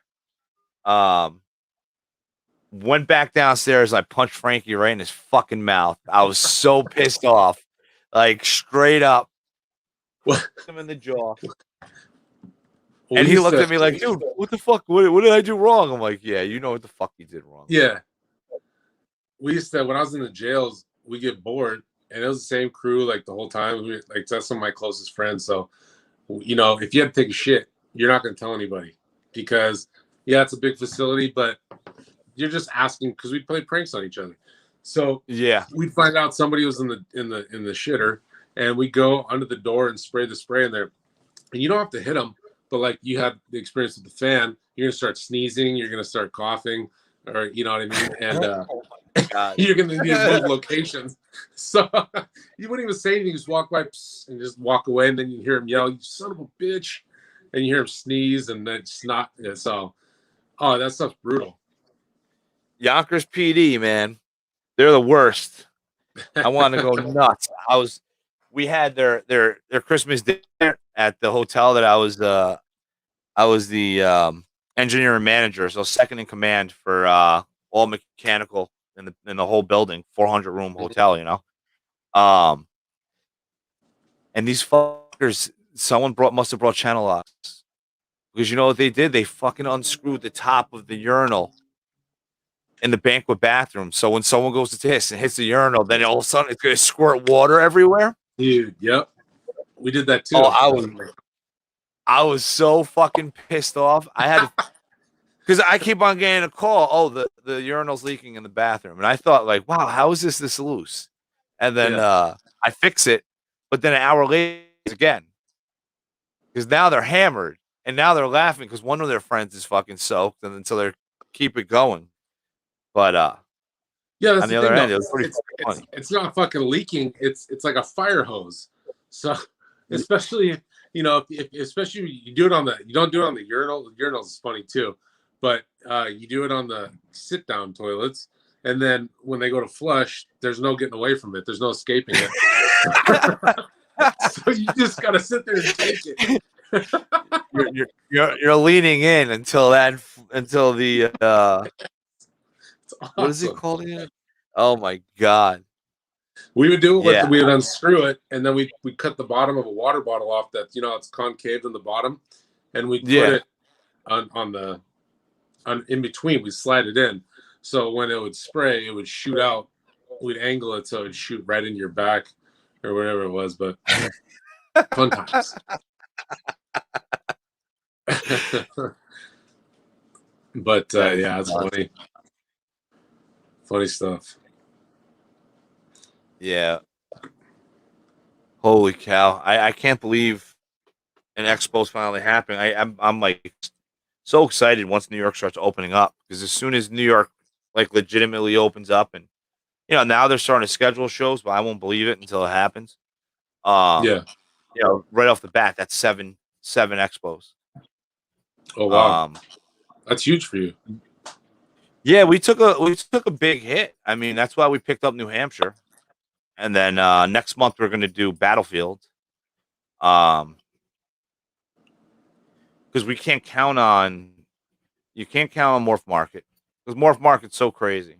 It really is. I mean, my experience with it so far, I've only been on it for maybe 6 months or 6 or 9 months, but I'll post snakes, nothing, no response, no nothing, and then all of a sudden it's like all at once, and it's like either the same people are messaging on the same snake or multiple snakes, and then you may sell 2 snakes that week, and then you're not gonna hear shit for like another 3 months. Yeah. I'm actually excited because someone just contacted me with one of the snakes. One of the snakes that I have listed. I don't have that many listed right now, and it's a tough. It's a great snake, but it's a tough snake because it's spider, right? Mm. So spider, you're pretty much cutting. You got to figure you're cutting at least 1/3, if not more, of your customers because so many people are so afraid of spider. Yeah. Especially if they're breeding. Yeah, and it's one thing whether you're producing a spider. I mean, at least you can know. You can ask. Like if I buy a spider, I'm asking, is there wobble? Yeah. Oh, there's no wobble. Beautiful. I like the sound of that. There's sometimes you'll have spider clutch after spider clutch. You don't see wobble, and then all of a sudden the next two, half of them fucking got wobble. One of the problems that I ran into with spider was so I have a spider, or I'm sorry, I have a bumblebee desert ghost, 50% hat VPI exactly. That nice looking snake, fucking amazing. It's super clean white.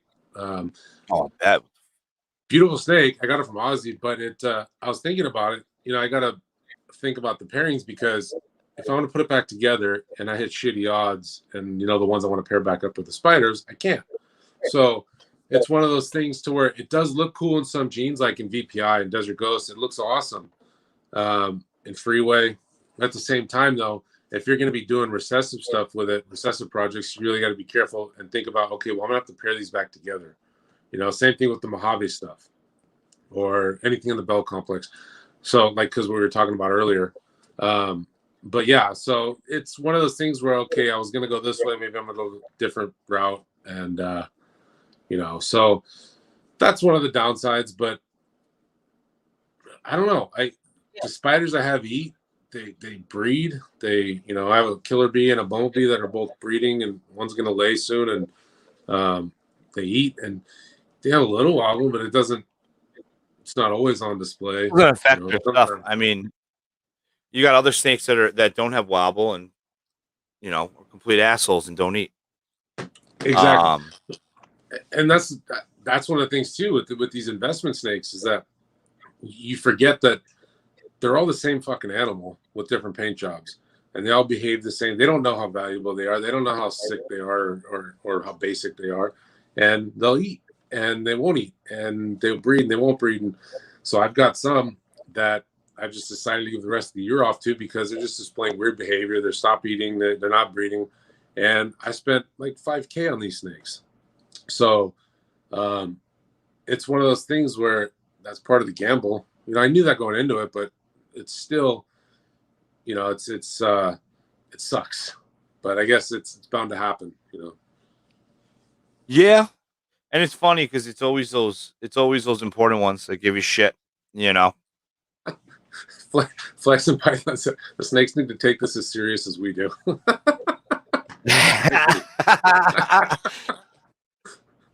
That's awesome. That is the best comment ever. I gotta put it up there just so that it's there. Those are facts, dude. 100%. Nerve of them. Yeah, so my spider situation is I don't.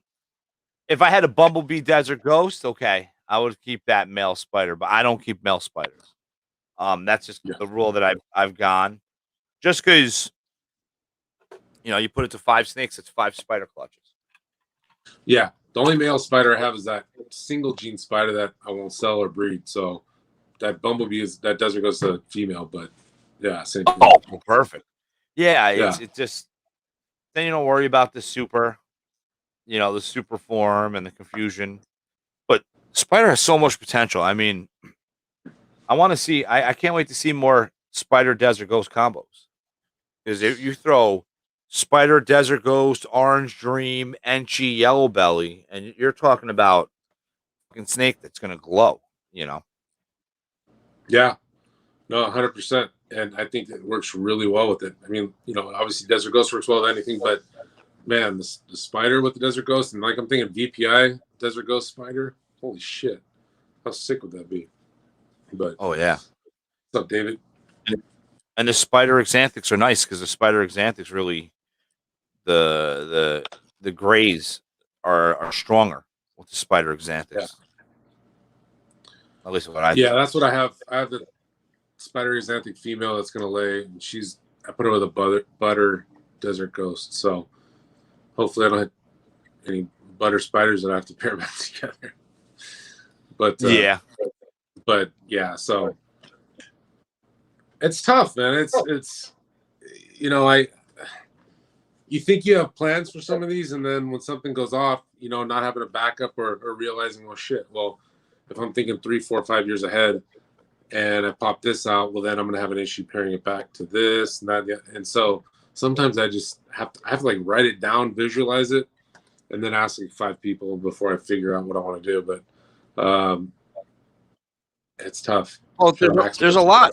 I mean, look at Spot Nose. Everyone has clown projects. Super Spot Nose. The Powerball. People make them, but Right. that's another wobbly animal. So that's something I think I would have. I work with Spot Nose. I'm definitely avoiding the Super Spot Nose. I work with enough wobbly animals to add more. Between Spider and then I have Hidden Gene Woma. I got regular Woma. And of course, all my animals have mild wobble. So I don't want to add to that equation because it sucks when you get a wobbler. It's true. Like I only got it once. Like horrible, like really bad. Like it was this year. I got one that was like hard. Like I sold it as like a pet only. And was like, listen, this is wobble, and this is and it was nice. It was super enchy, uh, super enchy spinner, spider pinstripe, but that fucking snake all over the fucking place. Yeah, and that's what that one was like a wobble where it was kind of like fucked up because the snake would corkscrew and then it would like bump into itself and then kind of get like it would like pinch its head almost, because it's like doing aerobics pretty much, Yeah. Yeah.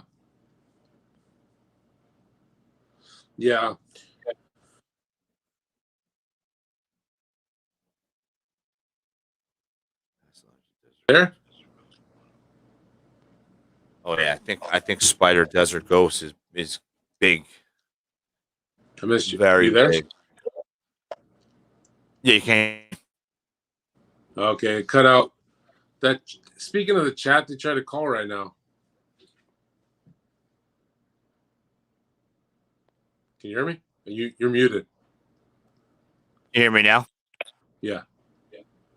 All right. I don't know. I touched my mic. I fucked it up. Oh no! The somebody in the chat called and while I was doing this, and it cut me out for a second. Oh, it was you. Oh, Yeah. okay. I'm always worried to get pinstripe multi G's because someone.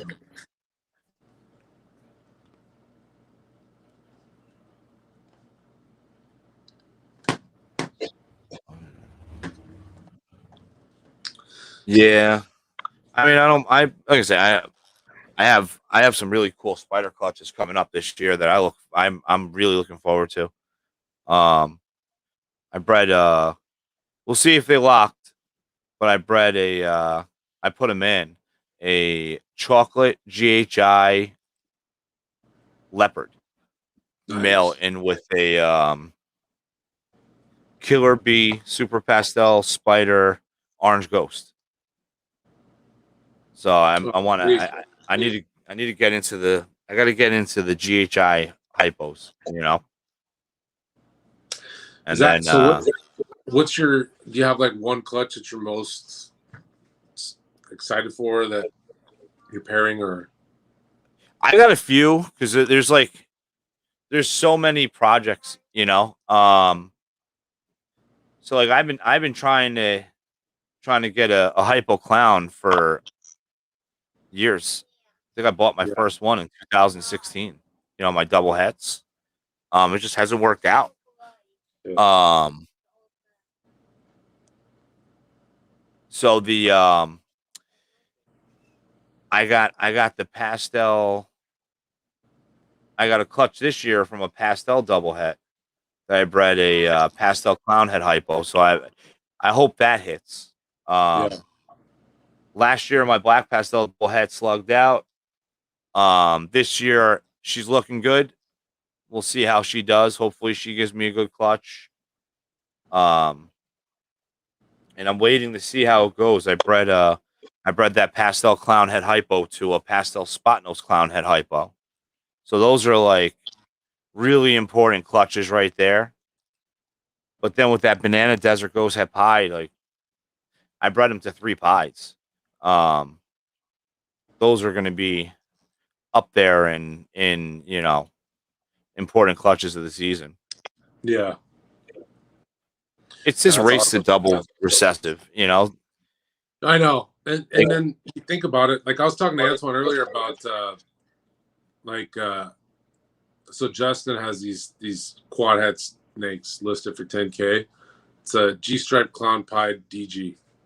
If I had 10K, I'd buy it because hitting the 4-4 are astronomical, but even getting double recessives, it's like 50% or whatever the odds are, 1 in 4, whatever it is. Yeah. But so that's awesome. I'm not like, if I could afford it, I'd buy it. But the thing is just, maybe not quad head, but even double head or triple head, like trying to hit, you think, okay, well, I'm going to make the ingredients to make these animals.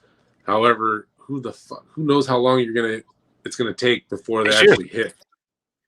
Oh, hell yeah. And you're not going to be slinging them. You're not going to be selling them. You're going to be keeping them. So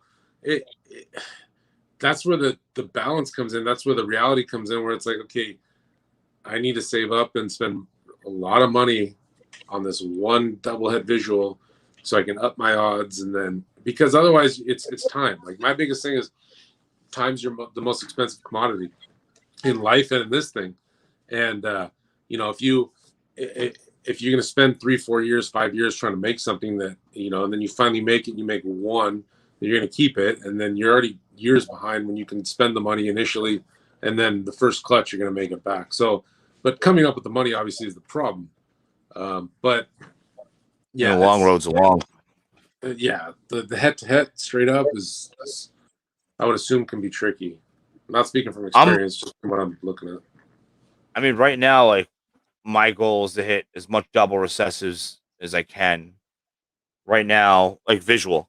So like right now, the only one I have is the Mojave genetic stripe orange ghost. But I have orange ghost or hypo in like everything. I have it into pied. I have it into clown.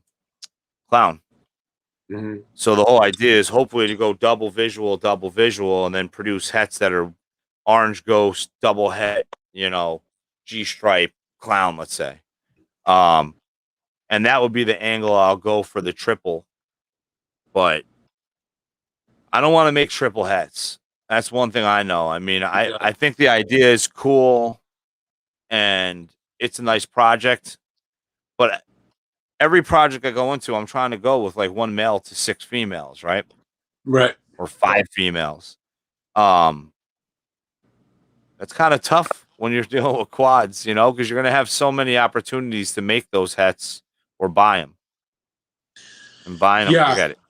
And that's the thing too, is like when I was planning some of these projects, I would look at, okay, I got a pretty powerful male here and I got a pretty powerful female here. Let's put them together. Okay, sweet. Those genes work well together. But we're looking at like maybe a visual or the chance of hitting a visual and then a double het, or not hitting the visual and a double het 66%. And it's like, okay, well, now what do? I got these animals. Am I going to keep them all back and then try and put them together? Like some of them, yes, but some of them, it doesn't make sense. So, I wish I would have. Oh, Sorry, I lose you. your camera went away, Shit.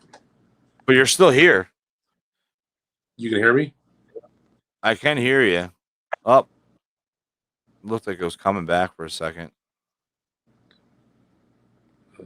Yeah, I mean, I'm all for it. Someone said in the comment, I prefer visual to het personally, Oh yeah. but I mean, head to head, you can do good. You know, it looks like you may I don't have know to what it's. back Maybe I out. should. Come back in.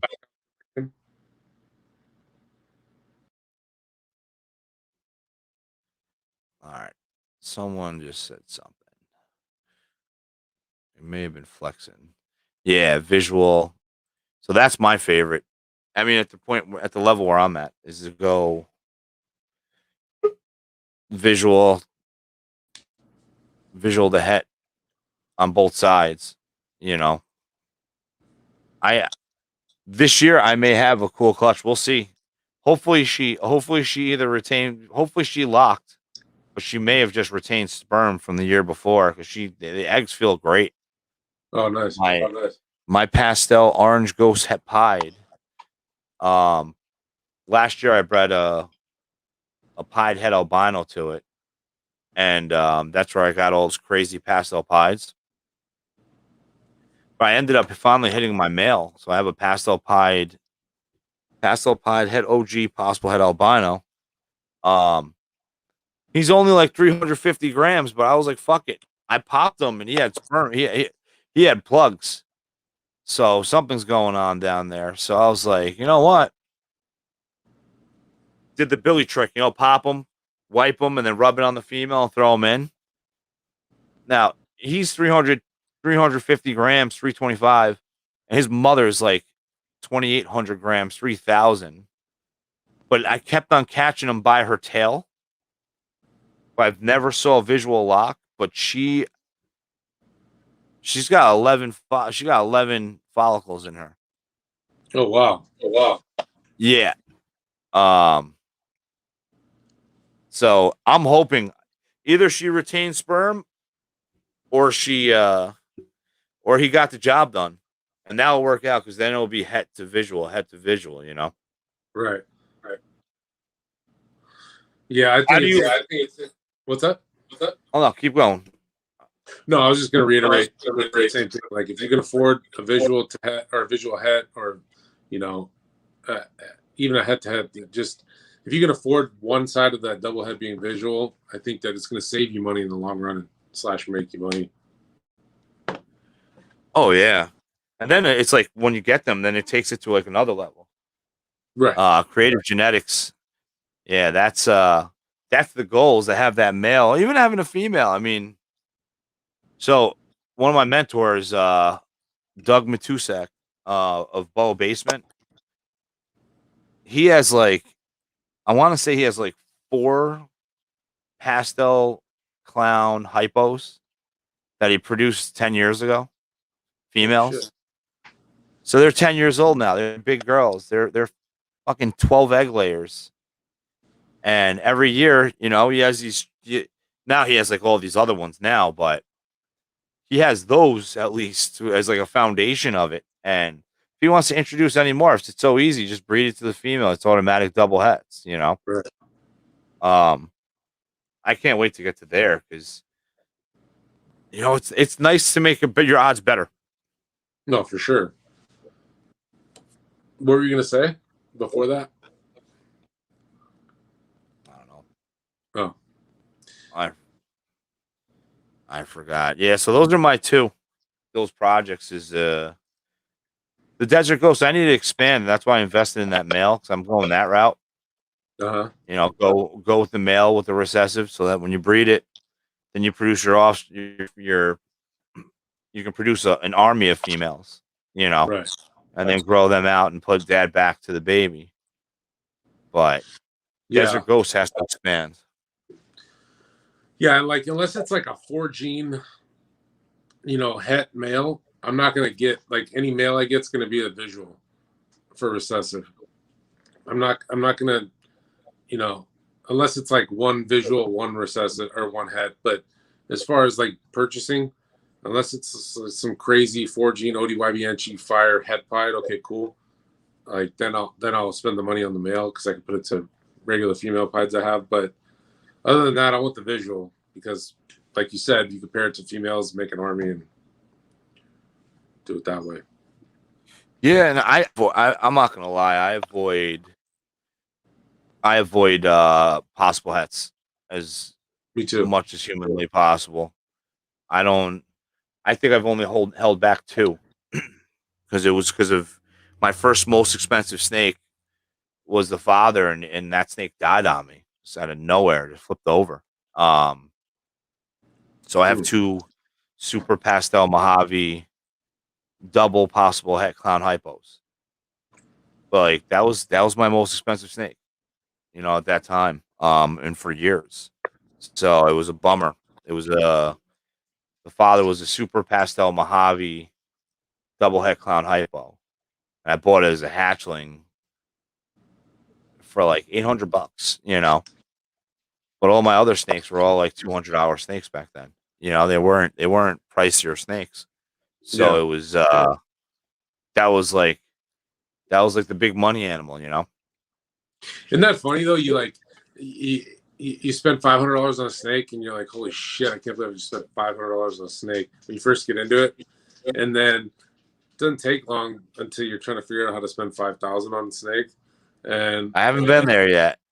Well, okay, yeah, maybe that was a very that sounded like a dickhead thing to say, but you know what I mean, like where you're spending like maybe 1,000 or 1,500 or 2K or something. 1,500 would have spent, yeah. before. But now one snake. You look at $500, like, well, it's your perspective is completely different. Yeah, 500 is like the price range where you want to be around adding something. It's like, oh, cool. Look what I got for 500. Right. That's what I meant. Yeah. Yeah. Yeah. I see. I've been good. I actually haven't purchased many snakes. A lot of my snakes fell out. If I added in the last 2 years, if I added 10 snakes, that's a lot, or 12 snakes. But I also I did the investment into making these hets. So I'm making all these hets and these visual hets and, doubles. But, I don't know, man. I feel like as the years go by, there's like achievements, right? So like this year I hit my first female that I produced had her clutch. That's rad. So that's awesome. Last year was a male. So it was cool to have a male that I reproduce, but then this year I got actually 2 females so far that did it. Now the next one has got to be that double visual out of the egg. The double visual out of the egg is that's the next step. Yeah, I mean, I feel like recessive genes when you see them in the egg is like fucking nuts regardless. That het TSK to het TSK, when I saw that I hit 3 visuals, I was like, holy shit, I won 50%, instead of I should have just got 1, maybe 2, with 6 eggs. But the clutch before that was opposite, het to het, and I had 7 eggs. You want to talk about getting screwed on sexes? 7 eggs. It was a pied het albino to a het albino. I only hit 1 albino out of the 7 eggs. And then to make matters even worse, because it would have been if I would have been fine if it was a female. I would have been like, okay, I still won. I got a female albino het pod now. But it was a male, and then 4 of the hatchlings were male too. The 4 hets were male. So I hit 5 males, 2 females on the clutch, and 1 visual. But then Which at is a that male. time, it's kind of, which is a male, which is already gone. It was shipped to Texas. Well, he's just, that's fuck. Give me 1 minute. I'll be right back. Okay. Sorry. Yeah. Yeah, I want to get into the lightning pies myself. I'm gonna go TSK, but I'm pretty sure. Yeah, I buy. I want to say it's a pastel TSK Xanthic possible het pie. Um, but the markings on it is like, if this shit isn't het pied, I'll be so surprised. It's like 3/4 of the snake. You just see the track going all the way down. I'm a big fan of patient growth game. Yeah, I mean, patient growth game. I call it the long road. I feel like at some point you're going to be taking the long road no matter what. Because you're going to be, as your collection ages, you're gonna want to introduce different genes into your project. So you're gonna have to make those hets, and you're gonna have to raise out those females, and you know you're gonna have to go with this 3 to 5 year goal to produce a visual introducing a codom into a recessive.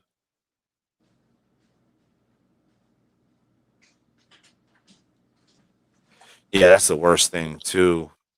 I've had males that they don't figure shit out. Um,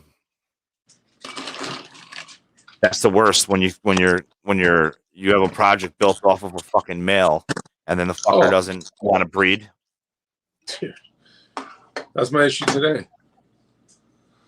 Is that I had 2 males, and they're both don't want to breed, and this female's like 25 millimeters, and that's what I was saying earlier.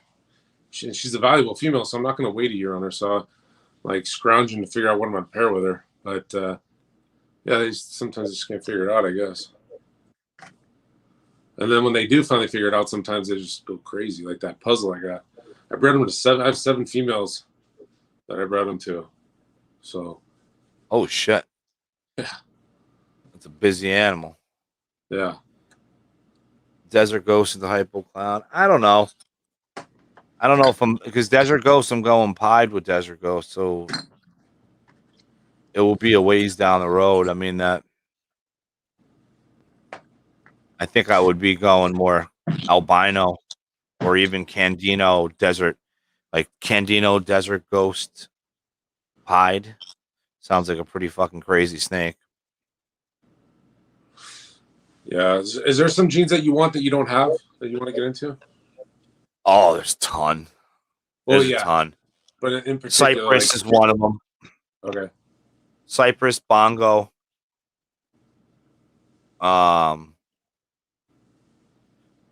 Enhancer. I'd love Enhancer. I think I don't know. I see Billy's videos of Enhancer, and it's a great looking animal. Yeah, I got one coming from him, but I'll be putting it to a pastel clown. So it's an Enhancer, 100% head clown, 66% head G stripe. So once he gets here, I'm sure he'll be 1,000 grams. But oh yeah, I got a pastel clown female that's like right around 1,300. So I'm gonna put him to her, and then make some double hats. But you're probably gonna put him to that. I was thinking about putting him to that Bumblebee Desert Ghost as well. Oh shit. But Yeah, that's the other snake I was gonna say. LSR Fires. Yeah. We got to see him in person, and Yeah, they're those fucking things, ridiculous. that's one of my favorite genes. I don't care if Kodomer says that thing's. I feel like there's so much to be done with that. It's gnarly. It looks like Desert Ghost. Oh yeah, and Earl is really doing it the awesome way to do it. He's not rushing it. He's exhausting introducing and seeing what it does with this one gene, and then seeing what it does with that one gene, and I mean, building up a fucking army of them. Yeah, but and some people I will hate on that, but at the same time, it's like it's good for the industry. It's good for the gene. It's good for the project. Like you don't want to just flood the market and then it becomes not valuable anymore. It's good for everybody when they do that. Oh yeah, and I mean that's the way everybody's been doing it, you know, for years and years and years. It's just, you know, no one knew people were doing it because everybody didn't post all their shit in social media. Right. You know, I mean, look at the gene that was really, you know, exhausted. And their own collection is Ozzy with the Orange Dream. I mean, Ozzy must have had tons and tons of projects already homegrown before they started getting released. You know, it's not like he was selling them right off the bat. Well, dude, look at the shit he's selling. The shit he's selling, nobody can make. So, or a lot of people can't make. So, like that just tells you right there what he's got. You know? Oh yeah, and what doesn't even make it on the camera. Exactly. You know, he's one of the OGs in this thing. He knows how to do it, and I mean, I think Orange Dream is probably one of the most money making codoms out there. Oh, for sure. And this guy's got Ozzy's got fucking, yeah. I mean, you see the snakes he's producing. So what is he holding back? Right. You know what I mean? He's some of the stuff like Super OD, Yellow Belly, Enchi Fired, Desert Ghost, Het Pied, and he's selling them. Yeah. Yeah. So you wonder whatever. Yeah. How many visuals did he hold back? Crazy. Crazy. Double visual male. Wait, I'm so confused. Do you think a double hat? I'm gonna say a double visual male to a normal. Huh? Oh, they're not allelic. They're gonna pass it. It's just percentage wise. Well, the visual pass it 100% of the time. Yeah. Can you get a super when you breed a super to a normal? No. You got to use the pungent square. Super is all 4 boxes with that codon. So it's not gonna it has to layer from the mother and the father for you to get it. So a visual clown works the same way as a super pastel genetically, not visually. Every single snake's going to be a het clown. It's like a super pastel. Every single snake will be pastel. Yeah. We got con worker in here, but one can only pass on one allelic. Well, it depends if it's an allelic combination. So, like, yeah, like if it's like Krypton, like you're only gonna get one or the other. Yeah, Krypton, Candino. What else is allelic out? What are the cinnamon and Enchi? Yeah, cinnamon and Enchi. That's a fucking funky thing. Well, is it Balls to You has the best video on all those clutches with because then it makes cinnamon Enchi. Then you throw a banana into the equation, and you'll get these like crazy looking animals that there's a reaction that you don't get from all of them, but some of them will just look so much different than the other. Yeah, Spot Nose Chocolate, Yellow Belly Asphalt, Yellow Belly Gravel, Black Pressed Enchi. Grab all the Yellow Belly complex. Yeah, that's why the Yellow Belly complex is such a fucker. Imagine it wasn't allelic. It'd be such a better for breeding since it's a Yeah. Lele with the whole. I mean, I don't know. I'm bitter about yellow belly gravels because I bought a yellow belly gravel and ended up being yellow belly and not gravel. So I'm bitter. I am. Do you have any yellow belly gravel? No, I have freeway. Well, I have freeway het pied. I'm sorry, not freeway het pied. I wish. Asphalt het pied. And then I have something that was sold to me as a freeway, but I've since determined after I raised her up that it's a super stripe, most likely. So when I bought it, Still I was like, tank with yeah. Well, I bought it and I was yellow like, oh, belly. it's yellow belly Spectre. Yeah. So what I was like, oh, it looks like I've seen some freeways, and then so I asked somebody like, yeah, it looks like a freeway. I was like, cool. And then years later, or months later, somebody's like, oh, you sure it's freeway? It looks kind of like a super stripe. So I looked up a super stripe and I was like, God damn it, it does look like a super stripe. And after looking into it a little bit more, I'm pretty sure it's super stripe. So, but I have the asphalt het pied that's almost a breeding size. So, male. Specters are nice, man. Yeah, I put quite a few stuff to. I put the puzzle to that. I put the a clown, two different clowns to it. So we'll see what it's at 35 millimeters or something. So we'll see what it does. So you have an asphalt. Are you gonna go for freeways, or are you gonna keep asphalt by itself? I'm gonna try and go for super asphalt pieds. Obviously not now, but so I'm gonna pair him when he's ready to a pied that I have that should be ready by then, and prove it out, and then get asphalts and then put them back together. I'll probably in the interim, I'm sure I'm gonna get something asphalt, but I want to keep it separate. That whole I'm gonna try and go for freeways, but if I don't get them, I'm just gonna sell them. I'm not gonna keep them. I don't want to raise one up for a couple of years and then have it not prove out. And there's nothing wrong with that. I just I've thought about it and crunched numbers and look at the space that I have and the time. I'm just doesn't make sense to do that. So I'm gonna try and keep it as separate as possible. Yeah, see, I got mine, but when I got it, I also knew that its father was gonna get bred to a yellow belly the next season. Yeah.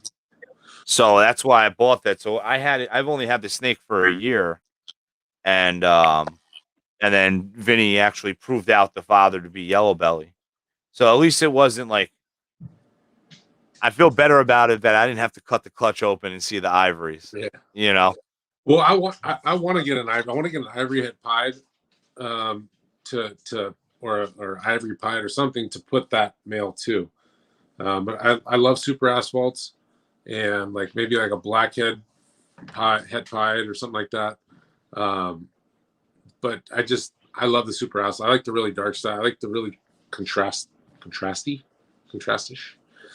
Yeah, it looks like it looks like yellow lightning. It looks so rad. Yeah, I'm in the process. I may be getting a super asphalt. We'll see. Nice. Possibly. We'll see. I'm hoping that he produces a super asphalt male and it'll be mine. Because I don't want to. I just I like that idea. I never even thought about it. If you put it to an ivory, because every single one's going to be yellow belly. So then it's all yellow belly, and then it's not going to make yellow belly or because if it has asphalt, you're not going to get the slash. Yeah, so that is an awesome thing. Yeah, so what? That's why I think I love the yellow belly gene, and I think especially if you're working with that project, the freeway project, it makes a ton of sense to get one, to get a ivory. But but I don't if it's something I really liked or something I was really diving into, I'm really trying to do different things with the sunset. So if it's something like that, feels a work in progress, totally. keep it all and see what you can do. I'm not a huge fan. I like it a lot. Don't get me wrong, but I'm not like, it's not one of my top, snakes as a freeway. So I don't have enough interest in it to hold everything back. I'd rather somebody else work with it that is interested more. Yeah. So it's kind of like the Batman stuff. I got that female I told you I was having problems with. I got her and the male, the spot nose clown male. So she's a Blade Gotham. And I got her to put to the spot nose clown male, hopefully make some banana Batman scarecrows or whatever. And hold one back, but sell the rest. I like the project. It's cool. I think especially with the cypress in it, it's freaking amazing. Yeah. But I'm not completely head over heels in love with the project. So it was more of a play with it a little bit, make some money back, reinvest. But yeah, so there's some projects like that that I've kind of invested in, but it's, you got to make some money to feed the hobby and to feed everything else. So, Yeah. and people always get hung up on that. Like, and I've said it so many times, you can't, you have to, like, to preface it, you have to enjoy the animals. You have to enjoy cleaning them and dealing with them and looking at them in order for it to be financially beneficial. But so many people it's so taboo to talk about it as a business. Because automatically people start talking shit like, oh, you don't care about the animals, you just care about the money. And that in my opinion, that comes from such a bad place, such a ignorant point of view. But but you can for me personally, it could be all about the money. There's no way I would continue with this. There's no way I would keep doing it every day or looking at them or caring as much as I do. So you obviously care about the animals. There just happens to be a financial benefit to it or element to it. There's gotta be motivation to be cleaning shit with your hands. Yeah. Like, or getting bit and still wanting it. I mean, there's so many different variables. Yeah, and you would know if you weren't fucking into it. Like, you would know if you didn't give a shit and you didn't want to do it anymore because you wouldn't care. You wouldn't be thinking about them. Like, I'm always thinking about these animals. Okay, what can I pair with this? Okay, what can I do with this?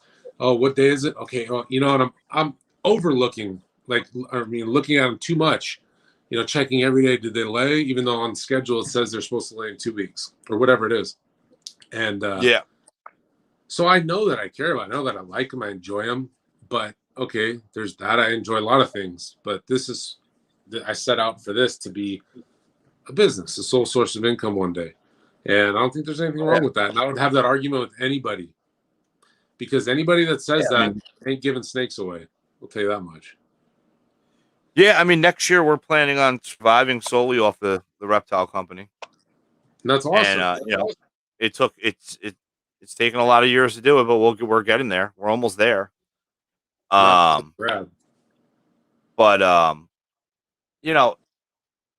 it's like, if you didn't love the animals, it's kind of like a dog, Right. Like, you got to put time into a dog. If you don't like dogs, then you're not going to get one, because why would you put time into something that you don't care for? Yeah. And I don't understand the moral, like, hierarchy that these people are trying to, like, pretend they're a part of, because it's like, what makes you a better person? Because let's take it at face value, say that your opinion that we only care about the money and not the animals is true, but yet all those people you say that about, their tubs are clean, their animals are taken care of, they're healthy, they're feeding, they're breeding. Like, what makes you a better person because you don't care about the money? To me, it's like, either you don't sell your snakes at all, or the money's a positive thing. The money is what fucking give them away. There's no in between. There's no gray area. Well, I have to make a little bit of money. It's like, no, you're preaching about not giving a shit about money, so breed all your stuff and give it away. I'm cool with that. I don't have a problem with that. But you're not doing that. Not you, but people are not doing that. So fuck off. No, crazy. I mean, you're breeding to sell animals to improve your collection. In big picture, it improves the hobby. Yeah. If let's just say you invest a certain amount of money into something and it pans out and turns out to be something crazy, and then now you have this new morph you've introduced into the market, and now it's fueled a whole other side of the breed. One hand feeds the other. And so all these people that are trying to posture. It's nauseating, and I don't even waste my time just because it's so elementary and basic and just stupid. You know? Yeah. Well, how many hobbies can you have out there that's not a money pit? Exactly. Like woodworking, my favorite hobby. It's the most expensive fucking money pit ever, and so but I enjoy it, and I like making some stuff. But I'm not out here selling it. I'm not making money off of it. But I enjoy that. That's my personal thing. Yeah. The snakes. I mean, that could be your thing too. But very few people have money to just dump into a hobby like that. You know, like you said, it's been a long time coming with the snakes. I've been collecting tools and setting in my shop for years. So, 10+ years. So it's taken time to collect these things. But, like when I empty out my fucking savings into this hobby and into this collection and everything, and I have everything riding on it, like 401k savings, not like I'm good with money, but 401k. My goal is to make money with it. And if people have a problem with that, then whatever. Honestly, couldn't possibly care less. Oh yeah. It's funny to And me. people gamble, and this is, I mean, the reality of it. There is gamble in it because there's odds. You're playing with odds. But 100%. I mean, when your collection gets to a point where you're breeding, even just a visual to a visual, and that clutch, you hit 8 eggs, and even if you breed a clown to a clown, you look at it in that angle, like a basic pairing, right? Yeah. If you hit 8 clowns and 4 of them are female, and 4 of them are males, the females are going for 350. Now you're talking that's $1,400. That's $1,400 from that. The males are going for 250. That's another $1,000. $2,400 from 2 fucking snakes. I mean, there's money to be made, so why not make the money? Yeah. I don't know where that divide is. I think it comes from like a antiquated, archaic reptile keeper mentality that doesn't understand the reptile breeding, selling aspect of it. And so because they're at odds with it, they just fucking, it's like it doesn't compute. And they just want to shit on it. So Let's see. You want to see a snake? I'll grab one too. Let's see. Should I grab a mean? No, I don't want to grab a mean one. grab one of your boa babies. No, because I'm gonna get bit. I know. It's a guarantee. You open it. You open the tub. It sounds like a fucking tire letting out air. Yeah, lots of air. All right, so this snake, I didn't produce it, but this was an investment animal. It's a leopard firefly het clown. Thing's awesome. Produced by Vinnie Meyer. Awesome looking pattern. Even better in person. That thing's sweet. Yeah, I fucking saw that snake. I had to buy it. The contrast on it's insane. Then you got like, let's see, bad shed. Then you got snakes that are just so like this snake. I've been trying to produce a male black pastel het pied for years. 3 years, never hit a male.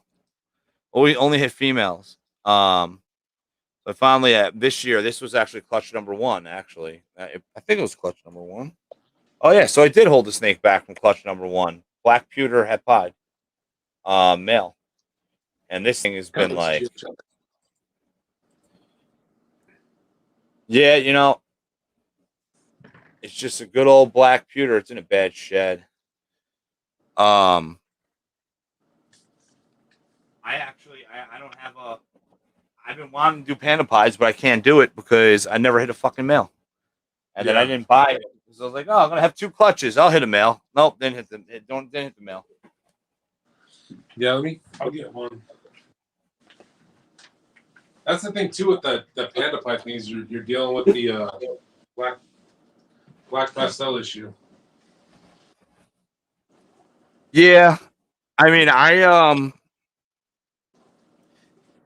know. So the three females I produced in 2018, they're all breeder size. So I already got 1 clutch, and I was just like, fuck it. You know what? Everybody likes banana pieds.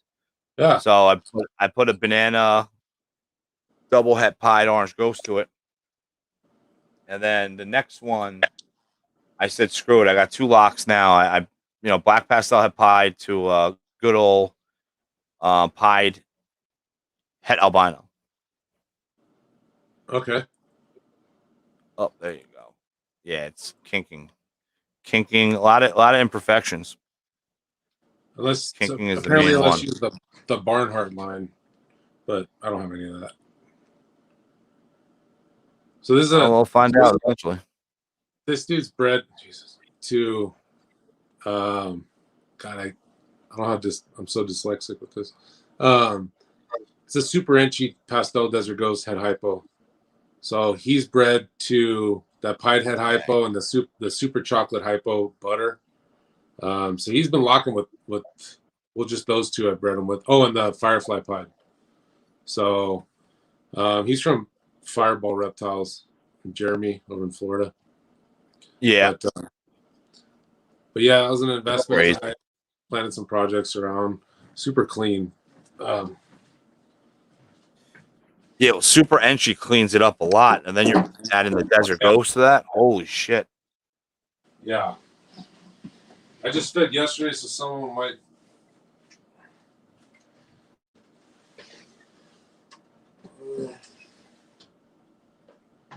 See. Yeah, and entry snakes have really nice eyes. Yeah.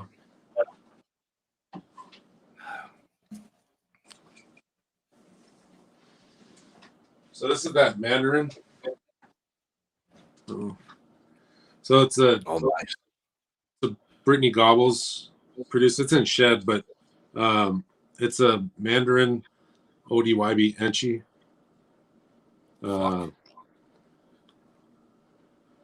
So I noticed that the Enchi is getting more. You see obviously the browning on top, almost like super Enchi browning, which I don't like. However, the orange, you can see it coming through in person. It's really hard to pick up on camera because it's like tangerine almost. Plus it's got the belly's a little bit pink, so it's. But this guy has been breeding a lot, so I'm gonna put him to that Blade Gotham, and hopefully get some mandarins and long-term goal, super mandarin clowns. Plus with the orange dream, yellow belly, and Henshi. I'm Orange Dream. I shot myself in the foot with Orange Dream. In 2016, I should have bought a proven breeder Orange Dream female. And I said, I don't know. I don't really see it. Oh, really? Yep. It's yeah, it's on its face. It's just I have a Huffman Orange Dream, and she's meh, whatever. But pairing her to that Mandarin, hopefully get super ODs. And so I mean, you mix the OD with other things, it looks awesome. This girl, is just a single gene sunset, but she's at like 1,000 grams. Oh fuck! And I didn't realize you had sunset. Yeah, I got a male visual, this female, and then this one's from Brad Boa, so it's much cleaner than the male. So there's a difference. They're about the same size. And then I have Enchi Het Sunset from Miguel, female. That's about the same size as this one. So right around 1,000 grams, but this one's really, I know people don't like Sunset. This one just is really holding the color really well. And I don't know if you can really see it, but the patterning on top is. Yeah, it's a great looking animal. Yeah, and I noticed Sunset Mandarin, they look better in person. But I get why people don't like the sunset just because of the way it browns out. But like I said, the male that I got browned out much more than this female, who's about the same size, about 1,000 grams. So Really? I like him. That one Brad Boa hatched out, whatever the hell that was, that fucking looked like a blood python. Yeah, that one is sick. ridiculous. Fucking nuts. Yeah, I agree with you, Flex, and OD. Now I'm collecting OD quite a bit. I got this girl that she's freaking gorgeous. She's not happy right now. So I paid for a pastel OD, which it's pastel OD, and then it's likely yellow belly fire. But this girl is just out of her mind right now. Oh, we're gonna get the color. The belly's super white. Yeah, camera's fucking it up. She's like straight up sun yellow. Like oh, really? Like, yeah, it's not really that white in person. Visually, it looks like it goes up the side quite a bit. Go back in your fucking tub. Yeah, but Chris, Mandarin Sunset, Chris DS Balls, talk about Mandarin Sunset. That's another thing I want to do. That's probably most likely what I'm going to pair that male to, or pair that female to, is that male when she's up to size. Like a super Mandarin Sunset would be fucking crazy. Hell yeah, it would be. I think Mandarin's going to be producing some really orange snakes. You can't see in this. This thing's in shed, but this is a whole back OD spot nose fire male. But he's in shed. But he's got the nice OD pattern markers going down his belly. You said OD pattern markers? Well, OD will produce tracks just like Pied. Oh, okay. I didn't know that. Yep. Yeah, so that I produced. I produced that one, and I also produced. Hey, everybody's climbing out of their tubs. Yeah, Chris. I think that with the DG too. What's that? She's in shed too. Well, no, This is a OD spot nose firefly pin. But they're all my snakes are blue. Fuck. But the camera's not giving it justice. It's amazing what OD does, because OD. What I like about OD is just like what I like about Desert Ghost. So ball pythons, 90% of them do not look better as they age. And Orange Dream, Desert Ghost, those are two genes that 100%, the bigger they get, the better they get, Yeah. And for SS, I thought that lesser helps or hurts sunset. So this is a very ignorant, no, not too much. However, I just look at it from a color pattern and mutation perspective. And like, personally, I wouldn't pair anything that was lesser Mojave to sunset. And I say that because you could probably mix with some shit and make wild ass combos. But personally, like, if I look at what lesser, I love lesser on its own. I love Mojave on its own or with other things, but I feel like it's more of a browning, like pastelish looking gene. And I think with sunset, for me personally, like I want to put Orange Dream, Yellow Belly, Enchi, Desert Ghost, Mandarin, things that are going to brighten it and clean it and give a little bit of contrast. So even like KRG, like I want to put KRG, so that pastel KRG head pie or pos head pie. If I could put that to some sunset offspring, then I think that would be cool. Just because I think what sunset's missing, I think part of the problem that I see in the sunset is that, like in the male I have, you see like it's almost like there's patches of orange that are coming through the browning, and it blends. but you still can see some of it. So I think that if you could sharpen those edges and contrast more and darken that dorsal pattern and make it not brown, but make it closer to dark brown or closer to black, and then brighten up the oranges or the yellows, I think that you can absolutely make something crazy. That's just my guess, because I would have never guessed that. I would have never guessed that thing, that snake Brad Bow made, would have looked like that. I mean, that thing's fucking nuts. So I won't anything lesser sunset, head sunset. I always don't look for it. I'm good. Something with like cleaning gene or brightening gene is what I'm looking for. Yeah. Or like GHI, I would never put it to a GHI. I'm thinking like leopard, orange dream, leopard, desert ghost, something like desert ghost. I think would keep it clean over time. I don't know. This is just me thinking out, talking out of my ass. I have no experience. Well, desert ghost is going to clean it up. And then, I mean, even Orange Dream, I mean, that's like my favorite part about Orange Dream is it brightens the snake, it cleans it up, and it also makes the blacks more bold. So yeah, I agree. It goes a long way. What Polk County said, lace too, I think would be awesome. Oh yeah, lace is sick. I want white lace. I don't have any lace. Me either. I would love to get a white lace, male, female. I don't even care. But yeah, that's another thing that Cinnamon sunset that Cusco produced. I would have never guessed it would have been that awesome. Curious to see how it browns out with the cinnamon, but I would have never put it to cinnamon. But it looks great. Yeah, I mean, it's amazing because you just never know. You never know what's going to come out. Yeah. Everything. Yeah. I need white lace as well. Yeah, lace, acid. I know Dave's got some Baller's Garage. He's got some cool acid stuff. I want to get into acid. I don't have any acid.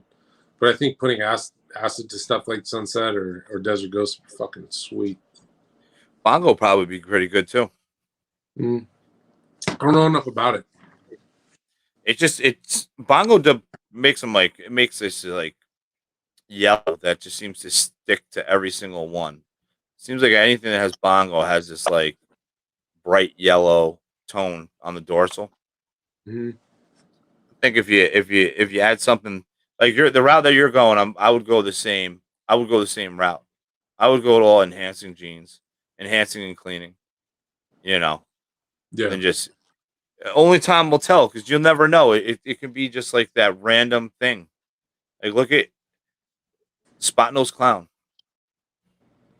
Like when I first got into Spot Nose weren't selling for shit. Yeah. But then Batman and the Pompeii, and then that's it. Now everyone wants Spot Nose head clowns. It's one of the random requests that I get all the time. It's like I love it. You get that message, and it's like, do you have any sub-adult or breeder size Spot Nose clowns, females? I'm like, I got one, and it's mine. It's not going anywhere. Yeah, it's 900 grams. I've raised it up since a baby, and I'm ready to sell it for it's a fraction of what I can make with it in 6 months. Yeah, I could breed a het clown male to it and still make out on the clutch. But it's just weird, the randoms, you get them. Because there's like certain snakes everyone like, so the Pompeii, that's like a big snake. The Dreamsicle, the Lightning Pied, like those are like the snakes where people get in and they see the prices on them. They see that they like them visually, but they want to find subadults. Yeah. Well, to that point, like I've noticed that subadult's cool. Anything older than that, I've had problems with more often than not. So buying like breeder females, it's fucking like 40% of them breed, but the other 60% are just they go off food or they just get stubborn. Like I have a bumblebee female that I bought probably 10 months ago, and she went off food for like 8 of those months, and Oh shit! she just started eating again.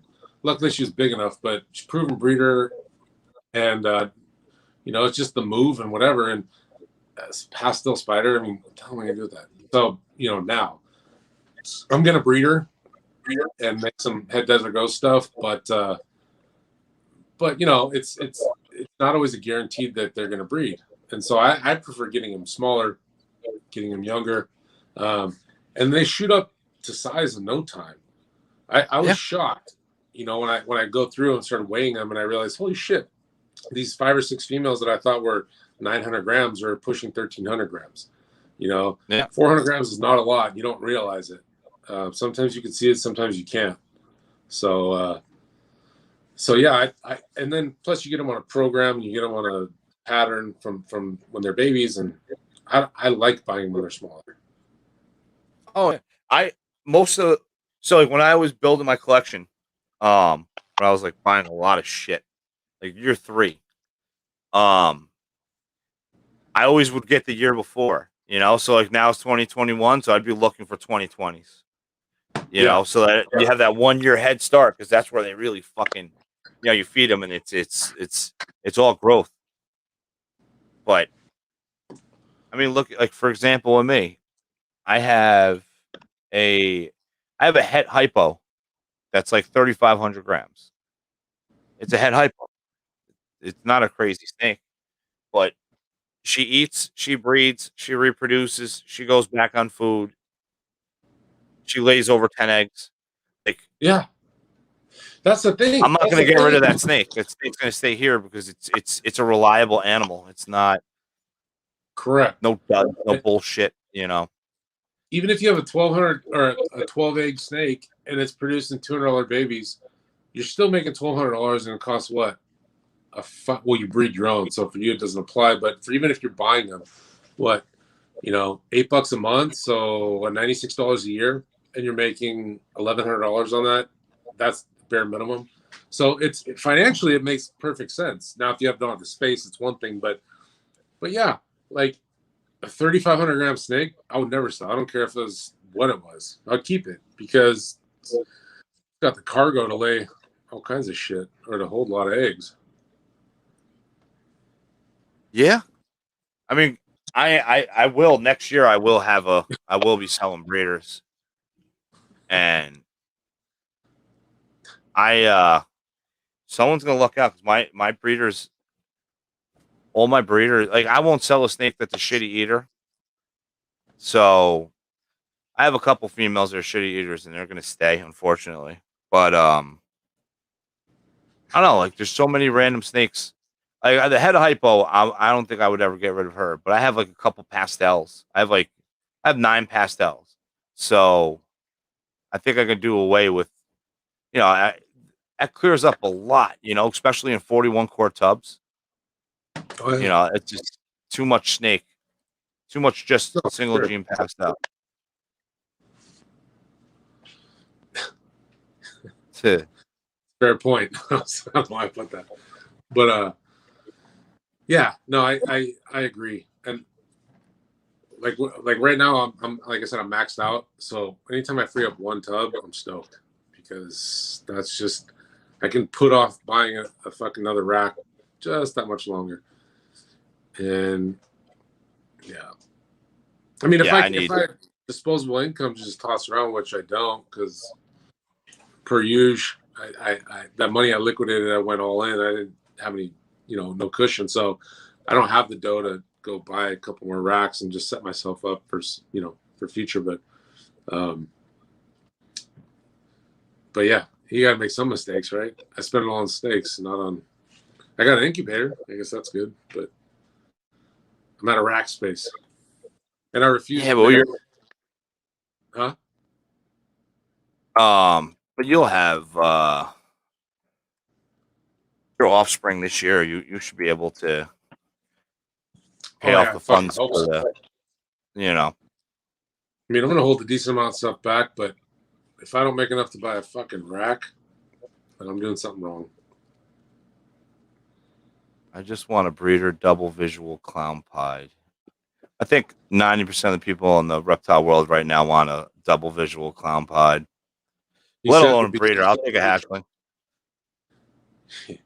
He said in the beginning that that's what he's saving up for. Like that's his dream double visual. So he's just, he's thinking about that every day. I got Get a those male. energy. Yeah. Do you have a clown pod? No. So it's so in demand. What's crazy? I didn't care for the clown pies when I first saw them. So, and I watched a shit ton of YouTube videos and posts, and I was just constantly on Instagram for a while, and I didn't see any clown pies that were impressive. I saw the first ones I saw where it flipped the switch was Miguel made some leopard ODYB Enchi fucking clown pies. They're insane, and some of the coolest snakes I've ever seen. And that just flipped the switch, and I was like, God, I need clown pies. So I should be making the ingredients right now, but I haven't had any pairings. But I'm thinking that I'm just gonna, when I can, try and buy a visual head or double visual. See what happens.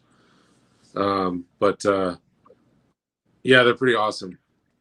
Same thing with speaking of Miguel, that sunset clown that he paid a fucking Acura for. I'm not. It's me. It's whatever.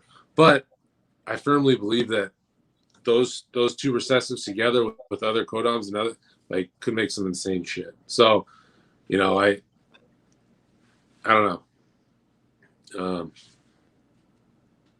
That dude doesn't give enough credit, by the way. That people shit on that dude all the time, but that dude's making stuff like the same thing with the Orange Dream, the Super Orange Dream Desert Ghost stuff he made. I never would have thought that OD and DG would have been so insane, but those are some of the nicest Desert Ghosts I've seen to this day. And so, that guy's doing the work for a lot of us, showing us, what looks good and what doesn't. I haven't really seen anything he's made that doesn't look good, but you know what I mean, where you can waste time making something and have it not look good, so you're afraid to kind of take the risk. Ozzy just posted a picture of Super OD Enchi Yellow Belly Fire DG Pied. That's what I was talking about. Fucking nuts. It's like, and he's selling it probably. It's so crazy. It's insane. And then he produced one that wasn't Super OD. One is still blinding too. It's still ridiculous. Yeah, everyone feels the same way. I just want to fast forward 2 years and have all the shit that I'm gonna be able to make by then. But add another 2 years to that. Well, make it I'm like not saying 5 to years. catch up with him. I'm saying, yeah.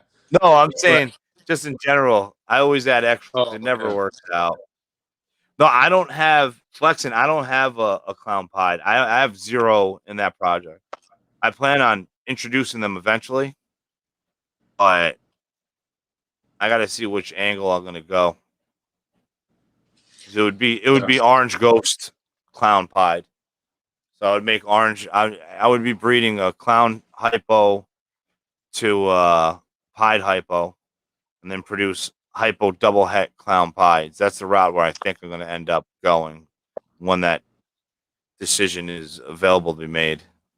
And if you could throw Enchi into that, sick. Yeah, and I'm so I finally got Enchi into my clown. Well, hopefully I bred my pastel clown. No, I bred my clown het orange ghost to my Enchi orange ghost female, so I can start bringing Enchi into it. And then I let Junior. I don't know why. It's like one of my regret pairings. I let Junior get his pastel clown to my Enchi disco orange ghost female. Like, why didn't I should have crisscrossed it? I should have bred my clown head orange ghost to that and bred his pastel clown to the Enchi orange ghost. Yeah. Because that one at least has disco. And disco, the Enchi disco is such a cool snake. It's like aqua green and yellow. But Yeah. It's so easy to get caught up on people like Ozzy or Justin or whoever, Billy, and think like, man, these dudes are making this shit. Like I'm like fucking 6 years behind. But that's what everyone thinks. And nobody's, and very, very few people are have the mindset or are disciplined enough to like be patient and know that when they can make it, they'll make it. Because you, like you said, if you were to look on Morph Market right now, I've looked up, you can't even find clown pies. It's been like that for weeks. Like you can't. I know people are gonna hatch stuff and stuff's gonna come up, but you can't find a lot of the stuff that you want. So the demand's never gonna be met. Even if you produce some of this awesome, if you produce a clown pied, Enchi clown pied in like 4 years, it's still going to fetch a lot of money and still going to be desirable. And there's not going to be a lot of them around. So just because people are impatient, and I'm impatient as fuck. So I'm talking about myself as well here. But yeah, learn to be patient. This thing will teach you patience, I guess. yeah. Oh yeah. I know I'm having a late season. I just hatched clutch 4 and then I got 9 more in the incubator and I'm expecting a lot more. So it's going to be a late season for me. But it's the best timing, It's like I feel like August is like the best. Yeah. August is where a nice portion of all the things are on Morph Market. Yeah, no, you're not wrong. But and that's what's cool about this business is I don't have, like me personally, I don't have a season.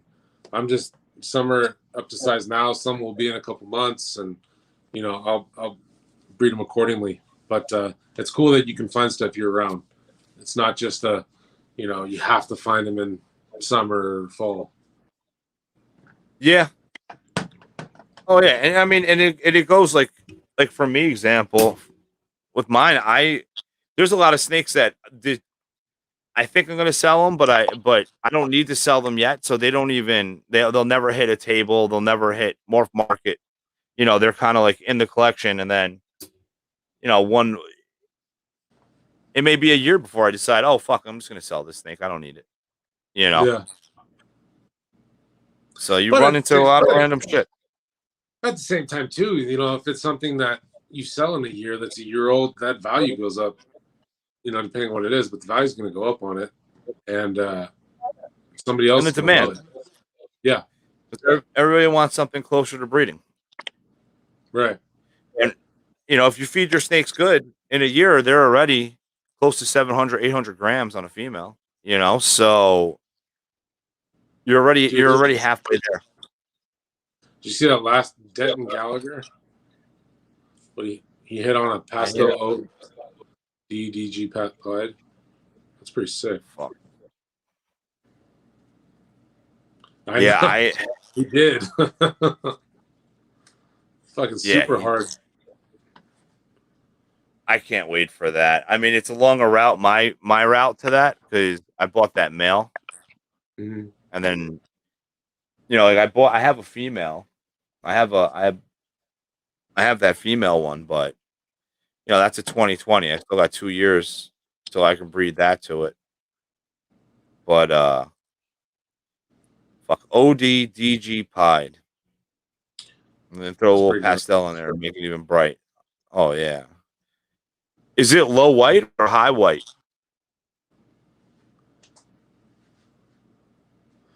That's the other thing. What do you prefer, low white or high white or 50-50 with the pieds? 50-50.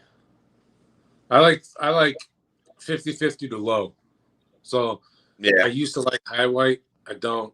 And I think that's another thing too, is like I see some of the stuff that some of these guys produce and they name off like fucking 94 genes and it's got like 2 little spots on it. I'm like, how the fuck do you know that? Like, and I know, like I said, I'm ignorant to a lot of it, but I'm just like, how do you know that's a leopard GHI ODYB Enchi pastel fire club? That fucking thing's got a dot and a head stamp. Like maybe I'm missing something. I'm not saying they're full of shit. I'm just saying like, how the hell do you see that? How many How do years you does it know? take to recognize that? Oh I don't yeah, know. and then you deal with like morphs that are just like crazy. Like I bought a pied. It's a leopard mystic pied, possible yellow belly. Um, I have no fucking idea, man. I look at it. It's a pie that I bought. That's a nice pie, but I have no fucking idea what I'm looking at. That Oh, he chick said could be it's a low regular white pie 70. for all I know. I Yeah, love low white. Low white is 70/30 is like perfect. I mean, I have. Oh fuck! It's low white 70. That's incredible. I produced last year. I produced here. Let me grab this one. This one. Yeah, then 70/30 is fucking perfect. That's awesome, man. Congrats. I assume you're not selling it. Oh hell no! Well, if he's selling it, that's a lot of money. I Yeah, would yeah, say it's like that's 12K. at least 12K is the number I was thinking too. Yeah, 12K is. This I produced last year. I have no idea how it ended up. It just ended up more low white than all of its siblings. I wish this was the male, but this is a Oh, nice. low white pastel pie, 100% het orange ghost, possible het albino. That's sweet. Yeah, really See, like cool that looking. is like almost perfect. Just a little, like some white banding, and then all that pattern. Yeah, and it's got like very little white over there, and then the belly rides up on multiple areas, which is nice. But what I thought was cool is it's almost like a paradox. Like over here, how it kind of just has a line and just goes to another color Oh yeah, right over yeah, there. yeah. Kind of goes across the top. So I don't know if this is actually a paradox. I actually think it is a paradox because all of its siblings came out 50-50. And it's paradox. Correct me if I'm wrong. Is that kind of like equivalent to like a high contrast and an albino? Like you can't really breed for it. You just get it or you don't. Well, paradox is like so it shows up in like it's a paradox. It's a non-genetic like this is my spider double het orange ghost pied. And it's got this paradox where it's the camera's not you can kind of Like, see I it. You see see it. how it's like Yeah. bright yellow over here? Yeah. And then I have another paradox. I have a really, really, really it seems like pied has a lot of paradox. One of my cinnamon pies has a black face. Hmm. Yeah. And you can tell it changed the stripes. So this is a cinnamon pie I produced last year. And look at its head. It's like literally black. That side. And then you can see like the markings on the Oh side. yeah. And on Yeah, this yeah. side, Oh zero. shit. Yeah, it's super black. Yeah, it's pretty nuts, right? That's crazy. Yeah, but that's it. But cinnamon, that's like a project that I don't know, man. I really like the 8 ball pies and I really like the cinnamon pie, the black pastels or I really like the way they look and I've seen a lot of them in person. Because one of the local, well, regional breeders, Mythical Exotics, Curtis and Jill, Uh, um they've been making super of that complex for years. of I what? want to say of like either super cinnamon or cinnamon black pastel or super black Oh, pastels. Um, Castro bought one off them that was fucking ridiculous. It was like a black pastel cinnamon enchi banana male. That was like just a crazy color on the snake because the banana kind of like switched everything. I don't know if Chris is in here. Um, from Chris Davenport. But he I don't think he hatched it, but he purchased it's a banana. It's the same puzzle I have, banana pastel puzzle, but it was with yellow belly, and still one of the sickest snakes I've ever seen. I don't know if you remember that. I don't know if it still looks the same or how it looks now, but it was like purple and orange, like the dorsal pattern, and the yellow belly was just insane to that combo. So yeah, it's insane what some of the genes can do. You just add one gene in and it totally transforms it. But like those yellowish banana genes, banana's crazy. I love banana still. Yeah, I gotta say, I mean, and if you think vending's in your future, you want to produce bananas. It's so there's 3 introductory snakes that I sell the most of. If I sell them, it's Pied, Clown, and Banana. Everybody wants banana. I mean, that's why like investing into a female maker banana was like so huge, because now you're taking it to another level with the whole sex thing with the genetics. But good old bananas, you know, you have a clutch, you hatch out, you breed a banana to a normal, or to anything, a banana to a pastel, and you produce, you know, you get 10 eggs, 5 of them are banana pastels. You know, that's an easy fucking $175, $200 entry level snake. Someone that gets into the hobby, they want banana, they think the spots are adorable or whatever, you know, and you know they start with that in a tank, and then before you know it, they're ordering a rack and buying more snakes. Yeah. Banana's a big introductory animal into the ball python world. Yeah. That's I've got 2, 3 female bananas combos, so I don't think they're gonna go anywhere, just because, like you said, it's always good to have them around. Oh yeah, I only have 2, and it was just so hard to get them, and I'm glad that one of them's really nice, and if it proves out to be clown, it's a Enchi bumblebee. Enchi bumblebee, possible head clown. Hey, Flex and Pythons, yeah, you can get, so like the female bananas will make, if it's a banana, it's most likely going to be a female. So not all of them are going to be females, but dude, the banana spiders are sick. That was the first morph I produced. Well, second clutch. That's a banana. That was that banana Enchi spider, you said? Pastel spider. Oh, okay. Yeah, banana bumblebee Enchi. Female.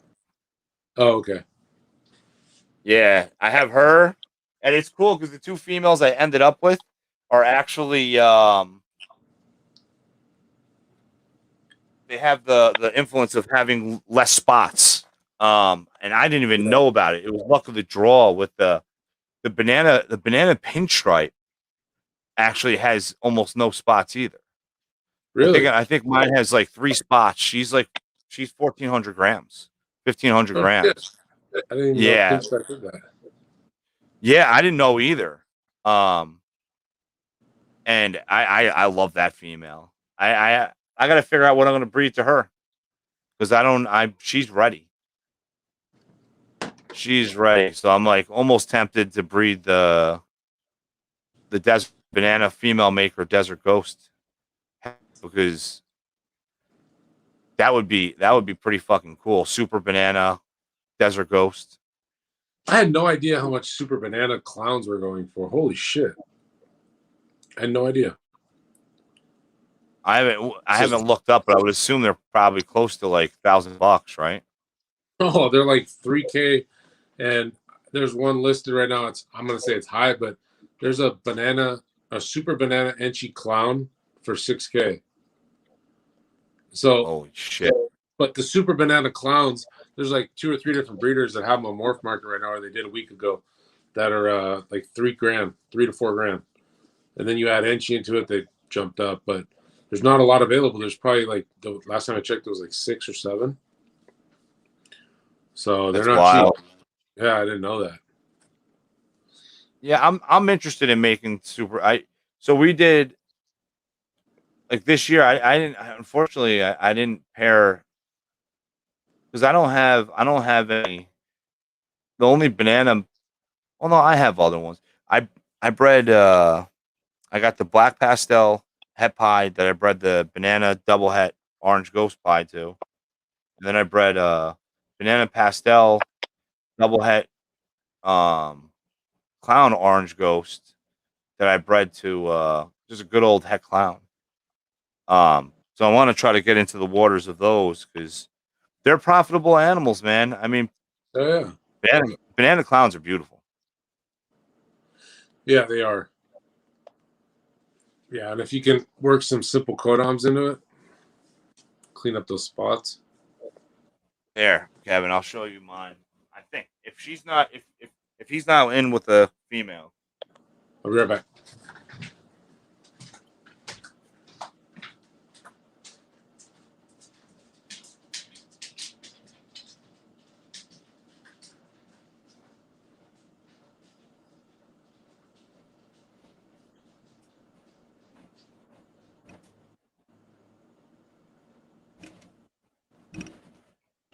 This right here is my female maker banana desert ghost het pied.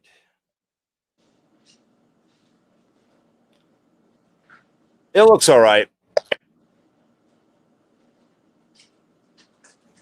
but I was hoping that the desert ghost would have cleaned up the spots, which it didn't. What are you talking about? This is the female maker banana desert ghost het pied male. So Hard it to didn't. see. I mean, I see the bigger spots, but did it not clean up the spots at all? No, I mean I would say Really? that's pretty much average with the spots with the desert ghost banana. That's crazy. I would assume it would. Yeah, I mean it just really brought out the purples. To be honest with you, it's like really, really purple. But I'm gonna put him back because he needs to rest. But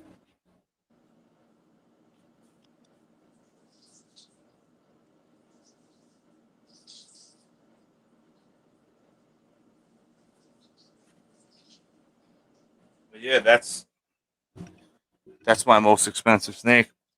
I love that guy. What cleans up spots? Pinstripe does. I know Enchi does. With bananas. Yeah, that's surprising. Yeah, Do you have any I want. hurricanes? Nope. All these crazy cool named morphs, these newer ones. I don't have them. I want something like that. Acid, hurricane, even Cypress. This is a super hurricane. That it's a lesser super hurricane. And oh shit! Look at the colors. there's like it's hard to tell, but the Jesus, I can't function with this backwardsness. Well, it's actually regular. It's the other one that's backwards. We're used to Instagram, and it's backwards on Instagram. Oh, I like that. It's like little scrawny arm making muscles. yeah. So it's like it's pretty interesting, but yeah, I put her to that banana pastel Enchi clown, so hopefully get some. Then that's a super hurricane, so everything's gonna be hurricane in it. But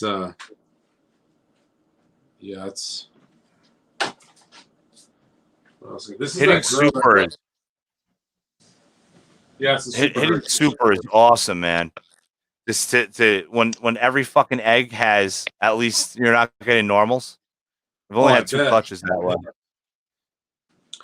Well, this is that she's pretty pretty good shit in Man, shed. that's But awesome little snake. so that's a lesser desert ghost that I paired to the sunset that I think reabsorbed, but she's still pretty thick. So I don't know, but it's pretty rewarding. Like I know you've been there, done that, but like I got this girl when she was like 200 grams, 300 grams, and Yeah. some of them they were like 80 grams, and now they're breeding size, and it's just awesome. Oh, it's nuts. It's that whole process of them graduating from tub to tub, and then they're at their breeder size. Especially when they're fast growers. My fastest snake that ever grew was my stinger bee. She was 1,800 grams. She was 1,800 grams within 18 months and dropped the clutch. Holy shit! Yeah, and it was a 10 egg clutch, and half of them, more than half the babies were super entry. They brought an entry lemon blast to it. Yeah. This is that desert ghost bumblebee. Oh, that's fucking awesome. Holy shit. Amazing how desert ghost just murders hypo. Yeah, so that from the neck down, maybe like 6 inches, it's super white. She just ate 2 freaking rats on her back. But yeah, the head is super white, and it's crazy what it does. What's this stuff?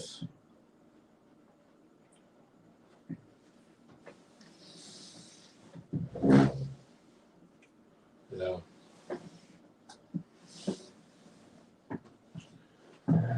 Had a good feeding day yesterday, so not too much.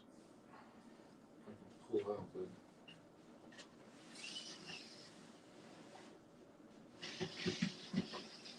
but... How's that KRG doing? Good.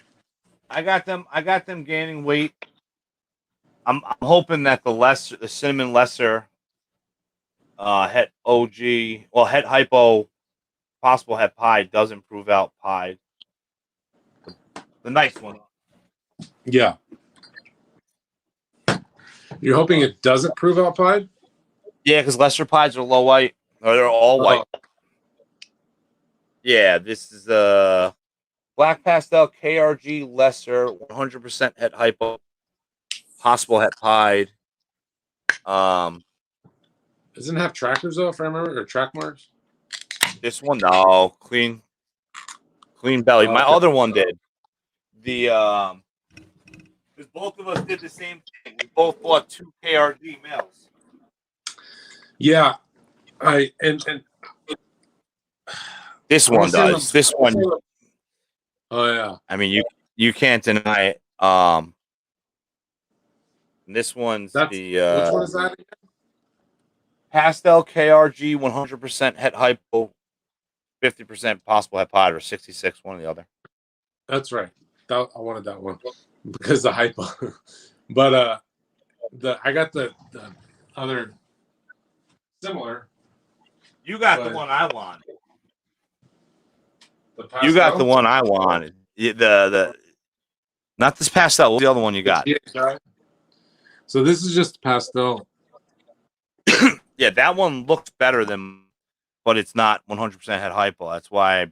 No, it's 50% at pie, but it's got like the pie markers. But yeah, and that one had a really awesome ringer on it, I thought, right? No, just but it had the tracks were pretty good. You're talking about this one, the KRG lesser pastel GHI. Oh, that's the one I wanted, GHI, yeah. But it's 50%. It's 50% het pied, but this one doesn't have many markers. But I don't. This is the thing. This is an awesome snake. I just don't know what the hell. I wish it was a female. I don't know what to pair to it. I mean, maybe they get something, but the only thing I think to pair to it, but it wouldn't be for a while because he's not quite ready. But she is just the GHI female I have. She's a big, like 2,800 gram female. So if I could get some super GHI, like KRG stuff, that'd be rad. But she's already breeding to that. I put the puzzle to her as well, so it would have to be next year. But other than that, I don't really have too many plans. Yeah, that snake I really liked. I really liked that snake. Because I was gonna, I was choosing between that one and the black pastel, one, and that one, I don't know. It was the head hypo. You know, David Cease was like, because Yeah, you know David. You got me too. He knows what's in my collection. He knows that I have.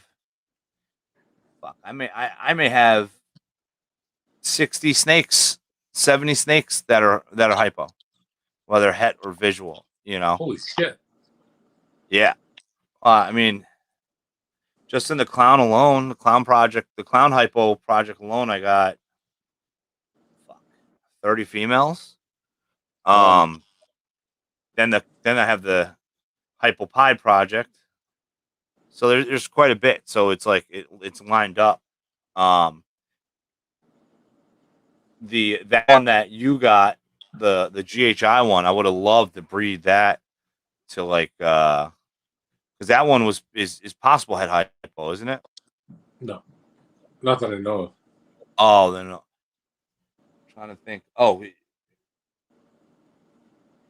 The reason why I decided I didn't go with that one was because I'm going to breed that black pastel KRG lesser head hypo to my GHI chocolate head hypo.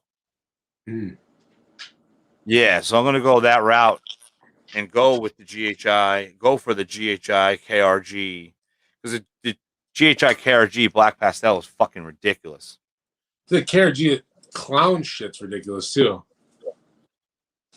KRG's just, I think you see some things and you're like, and you see what it does to certain morphs, and you're like, holy shit. And I think that it's so underexplored that it's just, you know, some combinations look really nice, some are like, but I think that because it's so underexplored, that you know, a lot of people don't value it. But I think when some bigger names start putting it out there, or somebody starts putting it out there, that people are going to jump on it. So I think there's so much to be done. That's so cliche. Everyone says that shit, but you know what I mean. That's one of those things that I don't see a lot of. Yeah, Troy. Yeah, DG Mystic. What's up? I was saying, Troy said this, and I was gonna try. I was gonna try to go for a short one, just because I've been up since 6 a.m.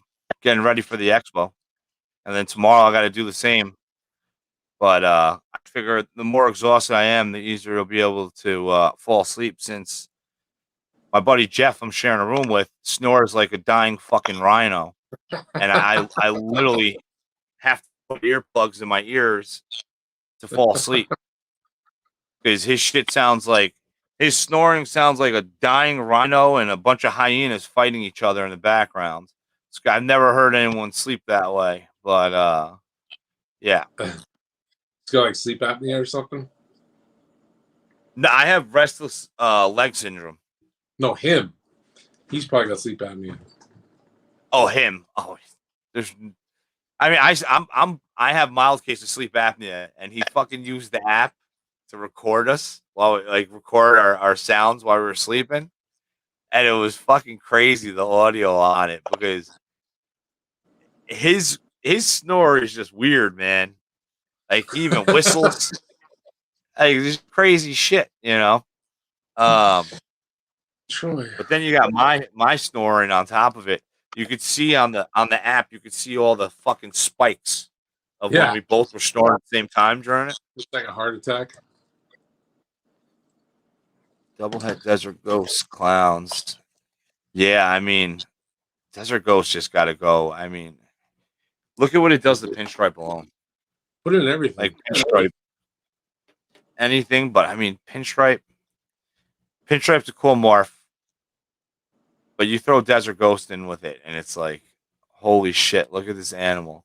It's unrealistic, you know. Troy's very judgmental tonight. I don't appreciate that.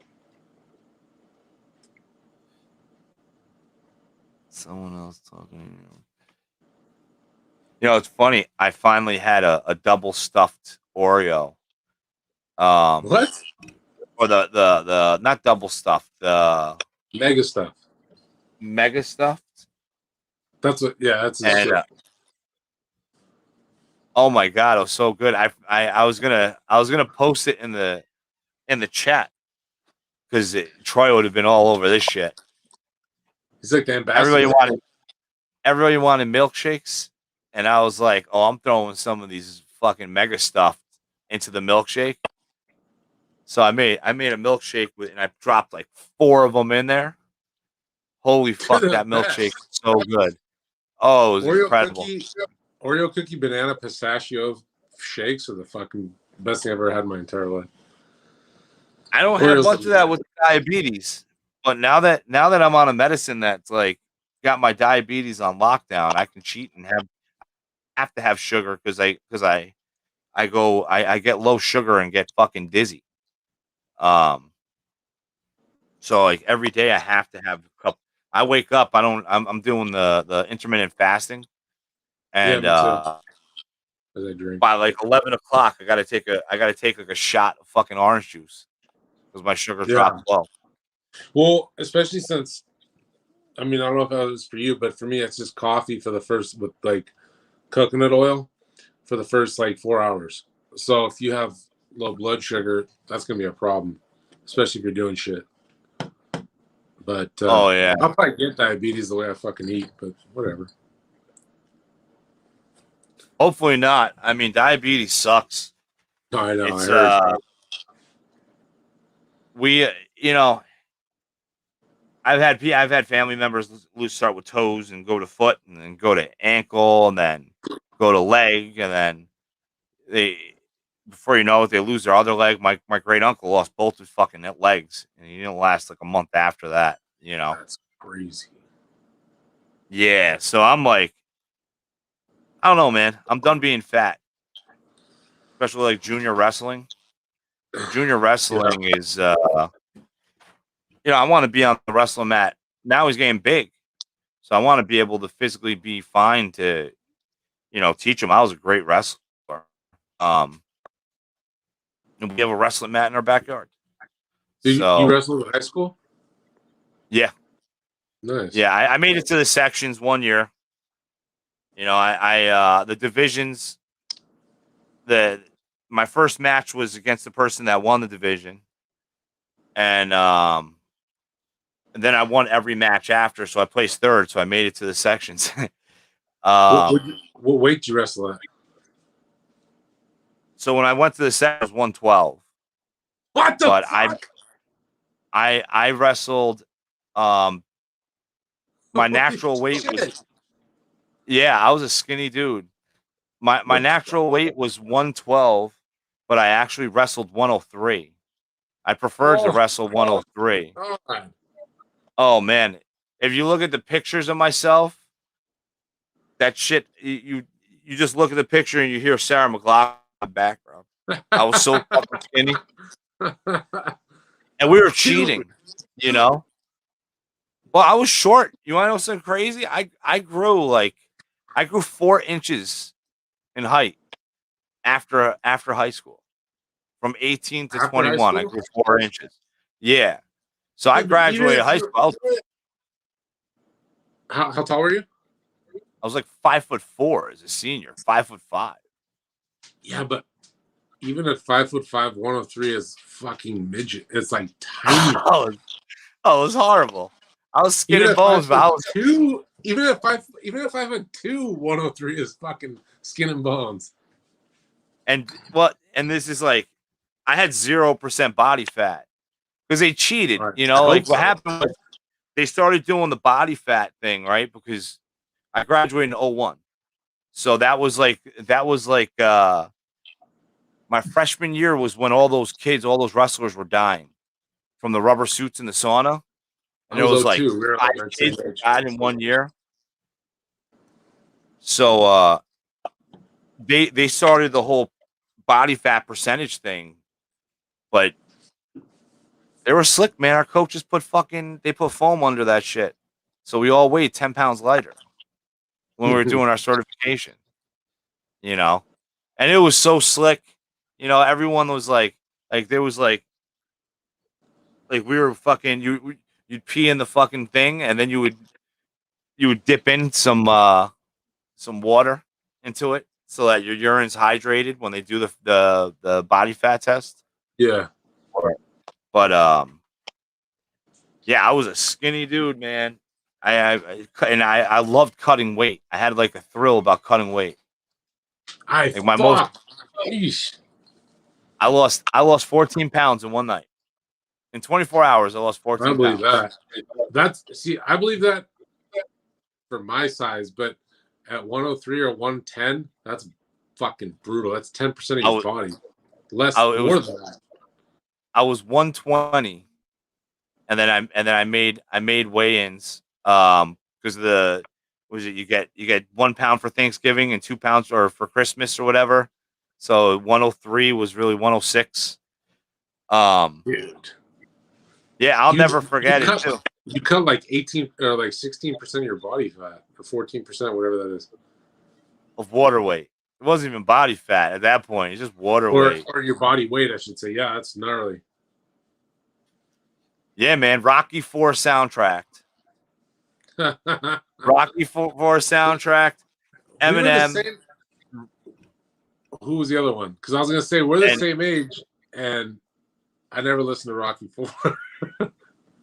Oh, Rocky IV soundtrack was the best workout. I think so in high school, what was for wrestling? It was really big. Limp Bizkit was really big on our wrestling team. Salty dog water, whatever the fuck. Yeah, chocolate starfish and the hot dog flavored water. Yeah, that thing. Yeah, that was really big. And then what was the Rage Against the Machine was really big for wrestling. But Rocky IV, man, I don't know. You know, it was so motivating, that movie, when I was a kid. Like, you know, he's in Russia. He's training in Russia. He's fucking everything's different than what he's used to. Now he's fucking working out with fucking 6-foot trees and, you know. So I don't know, man. Next time you go to the gym, play the Rocky IV soundtrack. You're gonna be like, holy fuck, man. You're like fucking pumping that shit. Like, yeah, this is awesome. Yeah, for us it was Pennywise. It's like punk music, and then I love Pennywise. Bro Him. Yeah. I saw Pennywise in concert a few times at the Warped Tour. Yeah, they're good. I think I saw Metallica and Coliseum. That was what the fuck? It's like 99 or 2000. They were with Korn, and I think Limp Bizkit was with them as well. Yeah. But yeah, I remember how big Limp Bizkit was, and then I look back and like Fred Durst was such a fucking douche. But everyone hated him because he got ass. Probably. You know, he was a douchebag. He was that douchebag with a backwards red hat. Yeah. But I don't know, man. You know, with wrestling, I guess with like, it seemed like wrestling was just practice and cutting weight. You know, it's like all you did was cut weight. I couldn't tell you, man. Yeah, Matt, the Summer Sanitarium tour. I think that's what it was. Holy shit. That's sick. Yeah, I graduated in 2002, so I was like 1 year. I was right there with you, but I didn't wrestle in high school or anything, and just football. And football's huge, but football's great because you get to eat all you fucking want. You eat healthy, but you want to eat good. Yeah.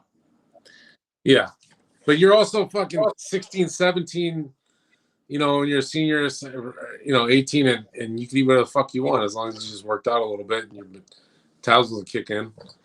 But yeah, my father's Asian. My father's Asian, and he's racist against his own kind. So when I tried to play football, he told me Orientals don't play football. Dude, that win. And I was like, Dad, what about the guy on the Dallas Cowboys? That win. And he says to me, how many people play football? That's one fucking Asian out of all the players in football. and he didn't sign me up. So I know zero about football because since I couldn't play it, I had no interest. Well, he should have specified it. How many Filipino football players you seen? Because I think that Nguyen's fucking Vietnam, but there's not a lot. There's not a lot. Genetically, it just has a disadvantage. But genetically, we're small people. I'm big. I'm big for a Filipino, and not width-wise, height-wise. Like when family comes from the Philippines, it's crazy because they're all short. But yeah, Filipinos, when they come to America, they grow. Oh, I know. Filipinos are usually big.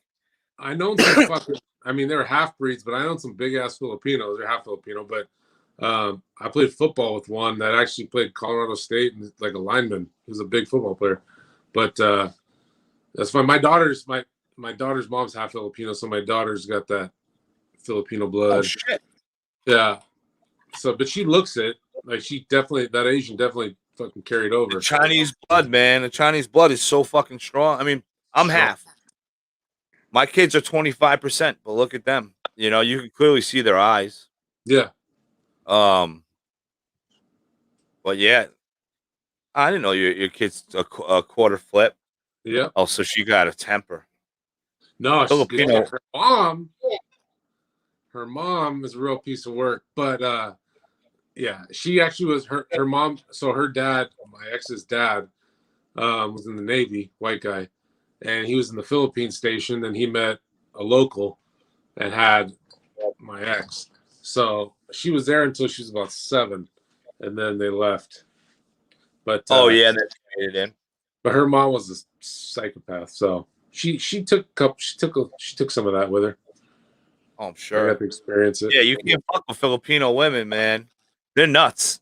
I know, because I dated a full Filipino for like 2 years when I was like 18, and holy shit, she was 26, so there's a bit of an age difference, but she's a fucking nut. Craziest chick I ever dated. My father's older sister, Auntie Tita, she was 5 feet tall and 300 pounds. A little meatball, right? That's right. She was a ruby and gem smuggler. They had a whole thing where they would smuggle rubies, in the airport. They give hugs and then transfer through their breast. That's how they did it. She was like so fucking gangster. She was since there was political connections, she could go into the airport carrying her firearm. She was that big. She carried a 38 special on this little woman. And her husband was 5'10", a very tall Filipino. That's a tall. And they divorced because she beat him. Like literally beat him. What? Yeah. Yeah, she beat the shit out of him. Yeah, she was gangster. She was smuggling gems like up to her late 80s. Like gangster, still carrying. Oh yeah, she died at like 88. Why not just put them in your suitcase? She had them on her body? Because they had to smuggle them because to not pay taxes on them. That's so fucking hilarious. Yeah, that's so fucking funny. Yeah, the stories of my Filipino side of the family is it's amazing. I mean, got any escrimas? Any Filipinos they live at it's just a different level, you know, with where they are, you know, they're behind on technology. And, yeah, you know, everything. I mean, beautiful. My brother, just a little bit crazy. Yeah. My older brother, the one that passed away, he got jumped by like 4 dudes, and then one of them showed up at his house. He went out with a fucking samurai sword and fucking sliced that motherfucker up. That's rad. Yeah, it was crazy. It would cost my father a lot of money to keep the guy alive because there's no insurance. You got to pay in the Philippines. You pay for your shit, you know. So my father had to pay all the. Yeah, my father had to pay all the medical bills. because to keep the guy alive that my brother sliced up. Who's that fucking dumb to like be like, nah, I think he's bluffing. And then like if you get hit with a sword, that's what you get. It was a fucked up situation because what happened was like my brother and so Japanese men like off the boat, legit Japanese men, when they marry a woman that has a child through a prior man, they 90% of the time they cut the ties from the kid. Yeah, no, from the father, from the real father. So now that's their kid. That's their kid now. They're married in. Okay, well that the father of that child can't see that child. It's now my child. Is the mentality? Really? And that's what happened. So he had a daughter, and they split, and then she married a guy from Japan, and the guy didn't want him around. So he went to see his daughter. He got jumped by 4 people. And he was even stabbed. And he got hospitalized. He gets out. He sees the guy, challenges the guy to fight him. It doesn't happen. Later on that night, that guy shows up at his house. My brother comes out the samurai sword and does his damage. Yeah. Oh my God. I'm glad he fucking sliced him up. Dude, that is hardcore. So this is one of the things too, like people don't realize in this fucking country, I've heard different stories, and this one, it's just, they don't realize they're so insulated and like used to this their first world problems and all the bullshit and all the, conveniences we have here. They don't realize what's going on in the rest of the world. Like they don't realize that let's say in Africa, there's still slave trade going on. They don't realize that in, this cultural thing exists with Japanese people, and then you have people in the Philippines that fucking can't even see their kid because this new fake dad wants to be, for his own pride purposes, wants to be the real dad, and so like you cut off like this is like crazy shit. Oh, yeah. But like especially in Middle East too, like what the shit going on there, it's like we're so insulated from it in the Western world that stuff like this, which doesn't surprise me, but it does. Do you know what I mean? Yeah. I've dealt with it. I see it firsthand with like my nephews and my niece, because after my brother dying, we support them. He had 5 kids. Wow. But before he passed, my nephew was like 11 years old and fucking posted on Facebook a Russian necktie, like the video of it, of like doing it, slicing them and pulling the tongue out and all that. And I was I was traumatized from the video because I'm watching it. I'm like, is this real? And then all of a sudden I'm like, oh my God, what the fuck am I watching? And his 11-year-old boy posted it. And I'm like, I yelled at my brother. I said, you better talk to David. His name's David as well. I said, you better talk to him. He fucking posted this shit on Facebook. I said, it's disgusting. He shouldn't post it. My brother's response was, you know what happens when you talk shit to the military in the Philippines? They decapitate you right there on the road. Like they've seen decapitations in person. Like it's not like to me, I saw that, I'm fucking traumatized, but to them, that's not out of the norm, unfortunately, Yeah, no, I know. And the thing is like, I think a lot of people here, if they don't quite grasp the concept of how it is, need to see shit like that. Because it's one thing, even with so I'm in Southern California, there's shit that I've dealt with personally, like cartel stuff. There's like legit stuff that comes across the border that's problematic and that affects other people. But you have a lot of people that scoff at it or just blow it off because they're not experienced it. They're not living in it. They're not dealing with the repercussions of it. But you show a video of some kind of cartel murder or some jihadi murder or whatever it is, a Russian necktie or whatever, and you make them watch it and it affects them physically. And it's going to forever alter their opinion on this, because it's easy enough to say, yeah, I know cartel decapitates people. Yeah, I know. And that's, they can posture and say, oh, that's terrible. It's so terrible. Make those people watch it and make them hear the gurgling sounds, the windpipe, all that stuff. And they're going to change their perspective and get a little bit more, alert and care a little bit more, because it's easy to know what goes on, but it's harder to watch it. The cartel's fucked up, man. I mean, that's a. What about the tires? Like in Africa or wherever it is, that stack you in tires and light you on fire. Like, how's that? God, that's brutal. Yeah, I've seen it. And it's like, fucking all right, I'm good. I get it. Yeah. Yeah, I mean, that's the one thing I don't mind being up here. We don't got, I'm sure there's cartel shit going down up here, but it's not as, common as it is over by you guys, because you guys are right on the border. Yeah. But you got shit like that everywhere. Maybe not cartel, but other stuff, other groups. Oh yeah, there's always going to be someone making the money off of, drugs. Everything's all based. A lot of it's all based around drugs. For sure. But yeah, that's crazy. Philippines. Oh, Troy, you're not that much older. I know. So Troy, 4 years. I mean, in a grade standpoint, in high school he was old, but now that we're older, it's. Well, he graduated. He was in his first year of college when I was a freshman in high school. So you were in 8th grade when he was a freshman in college.